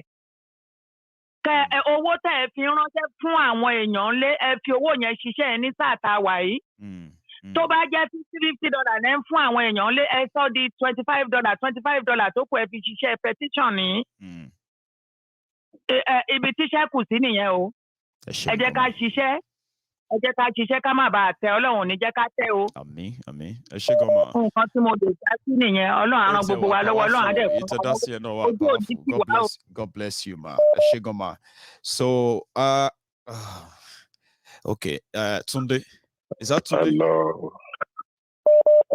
Yeah, it is Tunde from Grant. You know what, Tunde? I'm going to make you my last caller, okay? You will help me use this 2 minutes and I can round it up tonight, please. Go on.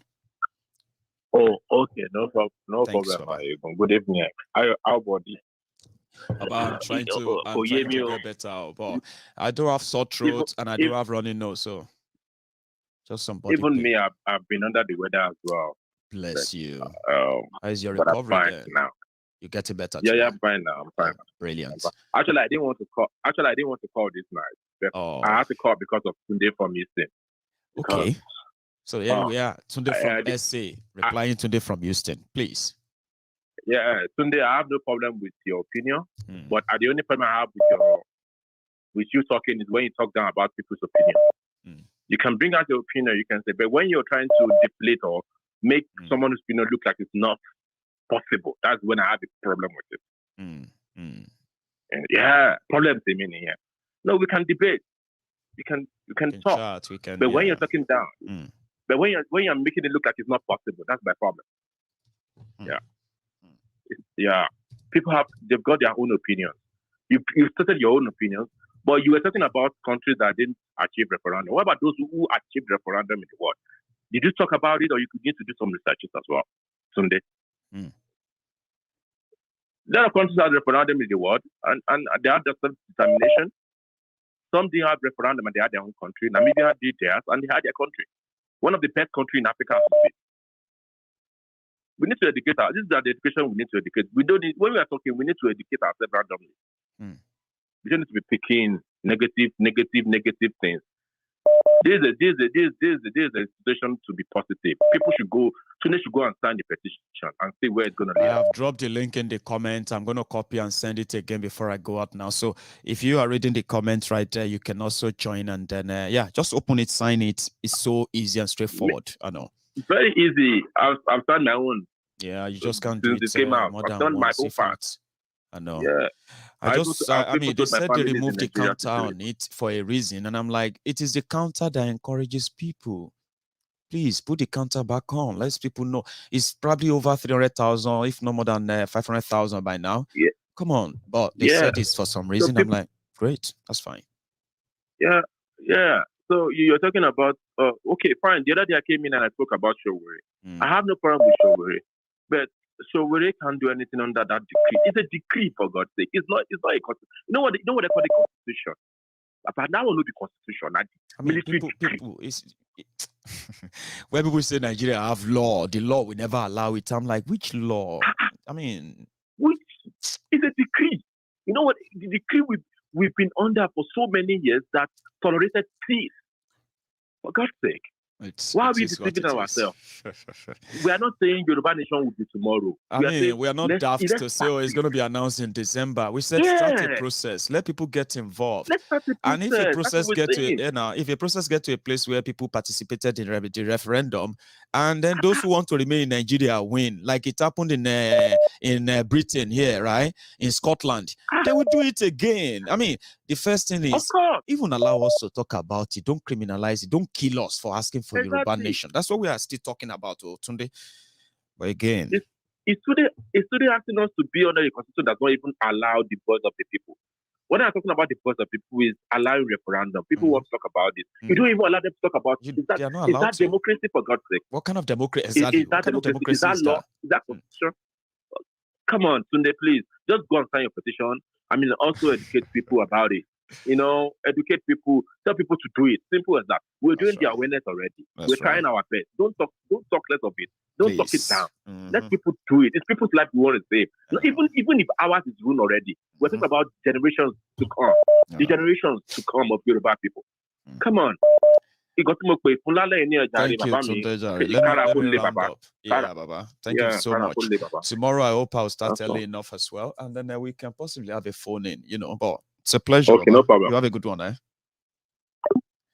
Right. So thank you so much, everybody, for your time tonight. Okay. So I appreciate your time with me, and this is me coming back gradually. And the first night, I'm actually spending an hour and a half. That's quite lengthy. So where we are now is just about the update. Well, I mean, the update on the intervention support fund that we gave to the Yoruba 12. Okay. So don't let us get it twisted at all. Okay, so if you need any kind of 2-3 people or 4-5 people that can help us determine what we should spend money on or when we should and the rest of that, I think the best deal to do is to put these 3, 4, 5 people together. Okay, and then we let them put together a plan, and they can be meeting okay, and deliberating, put together a plan, raise the money for that plan, call it whatever name they want to call it. They can even bring it here for our own support as well. Put all these people together, and they can be meeting and discussing and channeling their ideas on whatever they want to do with whatever they raise. I save, there's something I said, I have a way of protecting myself from the praying eyes of those who always have ideas when something is kind of pulling and coming together. I am not really opposed to that, but it's just that they don't work for me. I don't want to be dealing with some grown-up, what do you call it? Some big babies, right? And they will be like, Maiyegun, why did you not call me yesterday before you said we should blah, blah, blah, blah, blah on that? You know what I mean? Sorry, my Oga, Miko, aside to you, that's somebody who is working behind the scene, building the Yoruba Rescue Fund. So what I did is that I choose people I work with behind the scene. Majority of them, I don't know them. There are people, I don't know them like one-on-one. I don't even know them. But just like some of you, many of you don't even know me one-on-one, and you can trust me that much. So the reason why I prefer you to see this face, I prefer you to ask me all the questions. I prefer to take all whatever that comes there with this and give you the direct answer and protect everyone who are also going to be who are actually doing everything that that is we can call it behind the scene. You don't know them, you don't see them. I talk to them, I seek their opinion. Before anything is done. It worked for me that way to maintain and manage any kind of mad people, mixing mad people with, you know what I mean? And it is the issue of money. Some people are so paranoid. Immediately we started raising that money, some people lost their sleeps. They started having different ideas, They started building up different ideas, how the money should be spent, how this should be that. And it is common with humans, right? So I can't be dealing with such in a way. So that's why I decided that let's make our way transparent enough that if you have any question, just ask me, okay? So I have people who already built their hope on this money. I can't tell you everything that I have to deal with behind the scene just to where I'm trying to cut off some people who probably just have no other intention, just targeting that money. And I know some of them that are possibly not going to get their hands on that money, and they're going to make up a story, and they're going to say this or that. You actually want to put me in the middle of lunatics and all of them who will all come with the intention of we are doing it for Yoruba Nation. If you want to raise money and form committee, you can go and do that, okay? So as for myself, I set the rules. If you have any question, ask me. If you have any trust issue, don't give your money to Maiyegun. Do you understand that now? Don't give your penny. So whenever Maiyegun says, let's raise funds, don't give your penny to Maiyegun. If you don't feel like, now this is shady. I don't have problem with the way he raised the fund and all of that. But my problem is that he's not consulting with us. No, I told you, I don't need to consult with you other than to throw any new suggestion open, receive your feedback. And I have my way of doing that. And it's working for me so well. So, do you understand? If you need committee to help you how to spend money, go and put that committee together. Go and put those advisors together. Go and raise that money and start doing your meeting here and there, okay? So there is a reason for that. Meanwhile, behind the scene, right, I said two things, okay? The first one is that we know how much we are raising. We know what the money is meant for. It is intervention. Please don't let us turn it into LAPO money. It's not a LAPO money, okay? You may have a business idea. I told you, no amount of money can really pay for what these people went through, okay? No amount of money. Yes, we would love to do a lot, okay? But there's no amount of money that can make up for that. So this is not a LAPO, and this is not, please, don't let us make it look like, you know, so don't put your condition on it. It's called intervention fund. Because behind the scene, if you know the pressure they are mounting on those who have been trying, struggling legally to keep this whole thing together, if they give you the framework of everything, you will realize that, in fact, now, grace of God, they manage to get freedom for some of these guys. The freedom you see them, they said they are enjoying today, is actually not real freedom. They are like borrowed freedom. Who does that?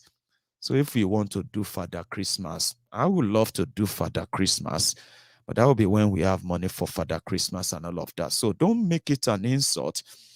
I know if somebody says 150,000 naira is an insult to them, yeah, you know, please just know that we have no intention of insulting you, okay? We have no intention of making you feel less of yourself, all right? But please, please, if you feel insulted, if anybody feel insulted with any help we give, right, the best they should do is to return our help. And we will gladly take it back. Do you understand that now? So imagine can mix them around. Do you understand? Mix up around. Ideas are there. There are people who said we should be renovating the entire house of Oloye Sunday Igboho. We should be doing this and that. And I was like, yeah, I'm up for it. Let's do it. And Igboho was like, Igboho said, no to this, no to that, no to this, no to that. And then they was, wanting Jati pass Igboho. Who is buying the sand and the cement? I want Maiyegun. They'll say, Maiyegun, waiting be your own. So please, before I tell you anything, just know that I must have had a lot of conversation, and I'm not going to be telling you all of that, okay? I'm not going to be telling you all of that. So whatever we do, call it intervention, okay? And if it comes your way, please just see it as the token of our own love. If it is not enough, you don't need to abuse us. You don't even need to do what? You can even abuse us or call me names. People call me names. They are just cowards that can't say them to my face.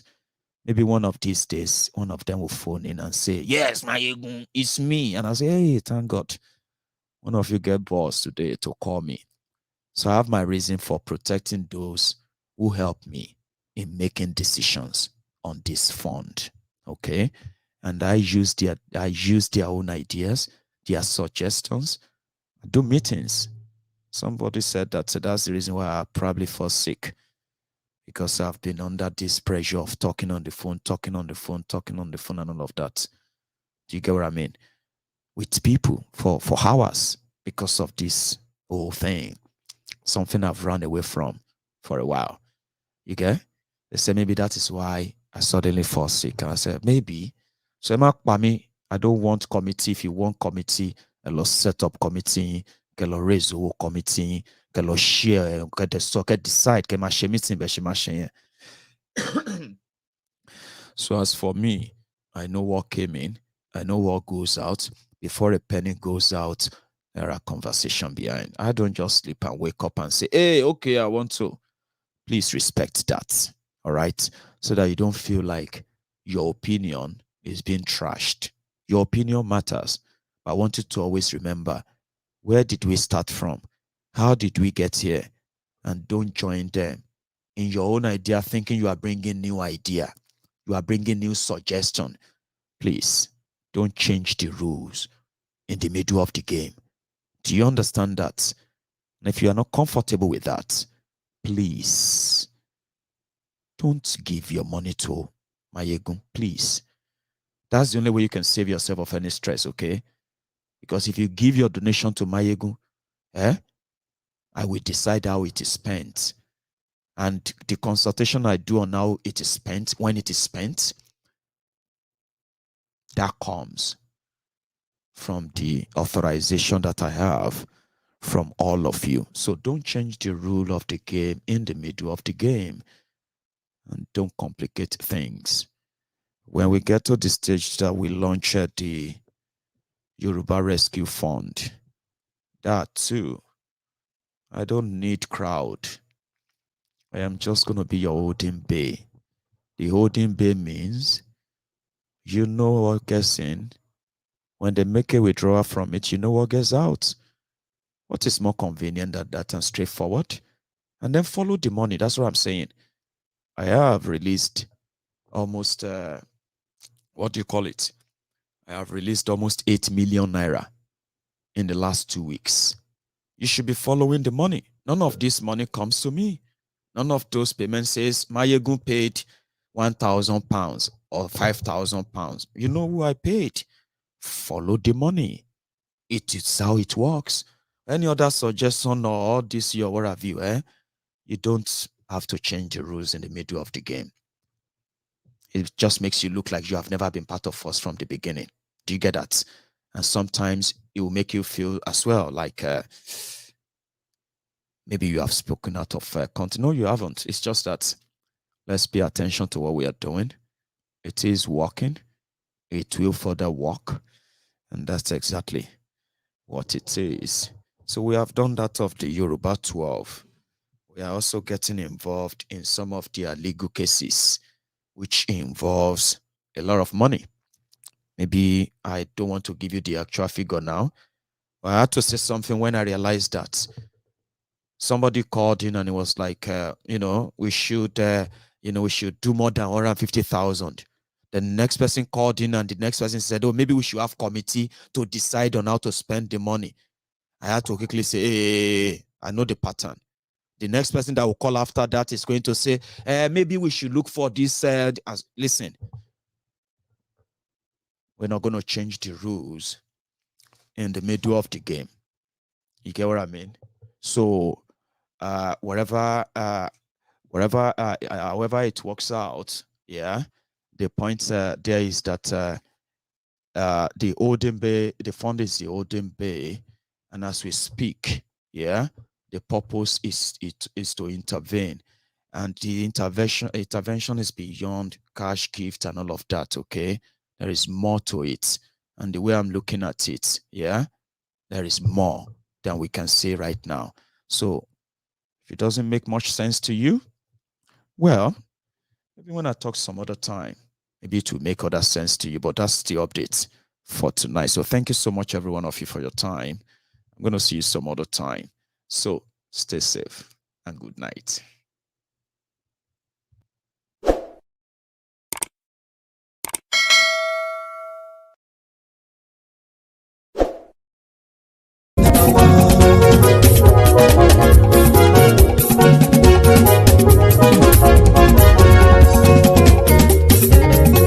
Àní ẹ̀sùnra kì í. Maiyegun ti dé. Maiyegun ti dé. Ọ̀jẹ̀lú ẹ̀sùnra kì í. Maiyegun ti dé. Àní ẹ̀sùnra kì í. Maiyegun ti dé. Lórí Facebook. Maiyegun ti dé. Àní ẹ̀sùnra kì í. Maiyegun ti dé. Lórí YouTube. Maiyegun ti dé. Àní ẹ̀sùnra kì í. Maiyegun ti dé. Bọ́ bàbá gbé wúrẹ́. Àní ẹ̀sùnra kì í. Maiyegun ti dé. Ijó ìgbádìyẹ. Àní ẹ̀sùnra kì í. Maiyegun ti dé. Pẹ̀sìdó bá rúfin o. Àní ẹ̀sùnra kì í. Maiyegun ti dé. Tí gómìnà kówó jẹ. Àní ẹ̀sùnra kì í. Maiyegun ti dé. Ọlọ́pàá tí ń darí bá. Àní ẹ̀sùnra kì í. Maiyegun ti dé. Aṣòfin tí ń rúfin o. Àní ẹ̀sùnra kì í. Maiyegun ti dé. Òpùrọ́ olóṣèlú. Àní súnrakì. Maiyegun ti dé. Ọ̀jẹ̀lú ẹ̀ súnrakì. Maiyegun ti dé. Àní ẹ̀ súnrakì. Maiyegun ti dé.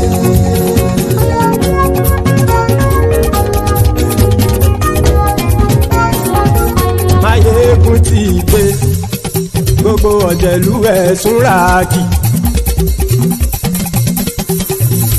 Maiyegun ti dé. Gbogbo ọ̀jẹ̀lú ẹ̀ súnrakì. Ṣùgbọ́n ní bá ti ṣe èyí tó yẹ kí wọ́n ṣe, ọmọ bá dèrò ní fi wọ́n níran o. Maiyegun ti dé. Gbogbo ọ̀jẹ̀lú ẹ̀ súnrakì. Maiyegun ti dé. Gbogbo ọ̀jẹ̀lú ẹ̀ súnrakì. Ṣùgbọ́n ní bá ti ṣe èyí tó yẹ kí wọ́n ṣe, ọmọ bá dèrò ní fi wọ́n níran. Wọ́n fowó bẹ́ẹ̀ o, Maiyegun ó sọ pé wọ́n ò bẹ́ẹ̀. Wọ́n fowó bẹ́ẹ̀, Maiyegun ó sọ pé wọ́n ò bẹ́ẹ̀. Oníkan ṣáàtì ṣe èyí tó yẹ kí wọ́n ṣe, fáwọn ará ìlú tó gbé wọn débẹ̀ o. Maiyegun ti dé. Gbogbo ọ̀jẹ̀lú ẹ̀ súnrakì. Maiyegun ti dé. Gbogbo ọ̀jẹ̀lú ẹ̀ súnrakì. Ṣùgbọ́n ní bá ti ṣe yìí tó yẹ kí wọ́n ṣe, ọmọ bá dẹ́rọ̀ ò ní fi wọ́n níran. Kì máa yí ṣe eré, ọ̀rọ̀ yìí kì í ṣe ẹ̀fẹ̀. Kì máa yí ṣe eré, ọ̀rọ̀ yìí kì í ṣe ẹ̀fẹ̀. Ẹni bá ti lè lẹ́bọ̀ lẹ́rù o, ọmọ bá dèrò kàṣà ìtú wọn síta. Maiyegun ti dé. Gbogbo ọ̀jẹ̀lú ẹ̀ súnrakì. Maiyegun ti dé. Gbogbo ọ̀jẹ̀lú ẹ̀ súnrakì. Ṣùgbọ́n ní bá ti ṣe yìí tó yẹ kí wọ́n ṣe, ọmọ bá dẹ́rọ̀ ò ní fi wọ́n níran. Tẹnitẹni ọmọ Maiyegun ọ̀rẹ́ ara ìlú mọ̀mọ́ ni mo fọlọ́run sọ ẹ̀ bá kìlẹ̀ bù. Lóòótọ́ olódodo ìlú ọ̀tá ìlú mọ̀mọ́ ni ìwọ ṣá máa ń sọ.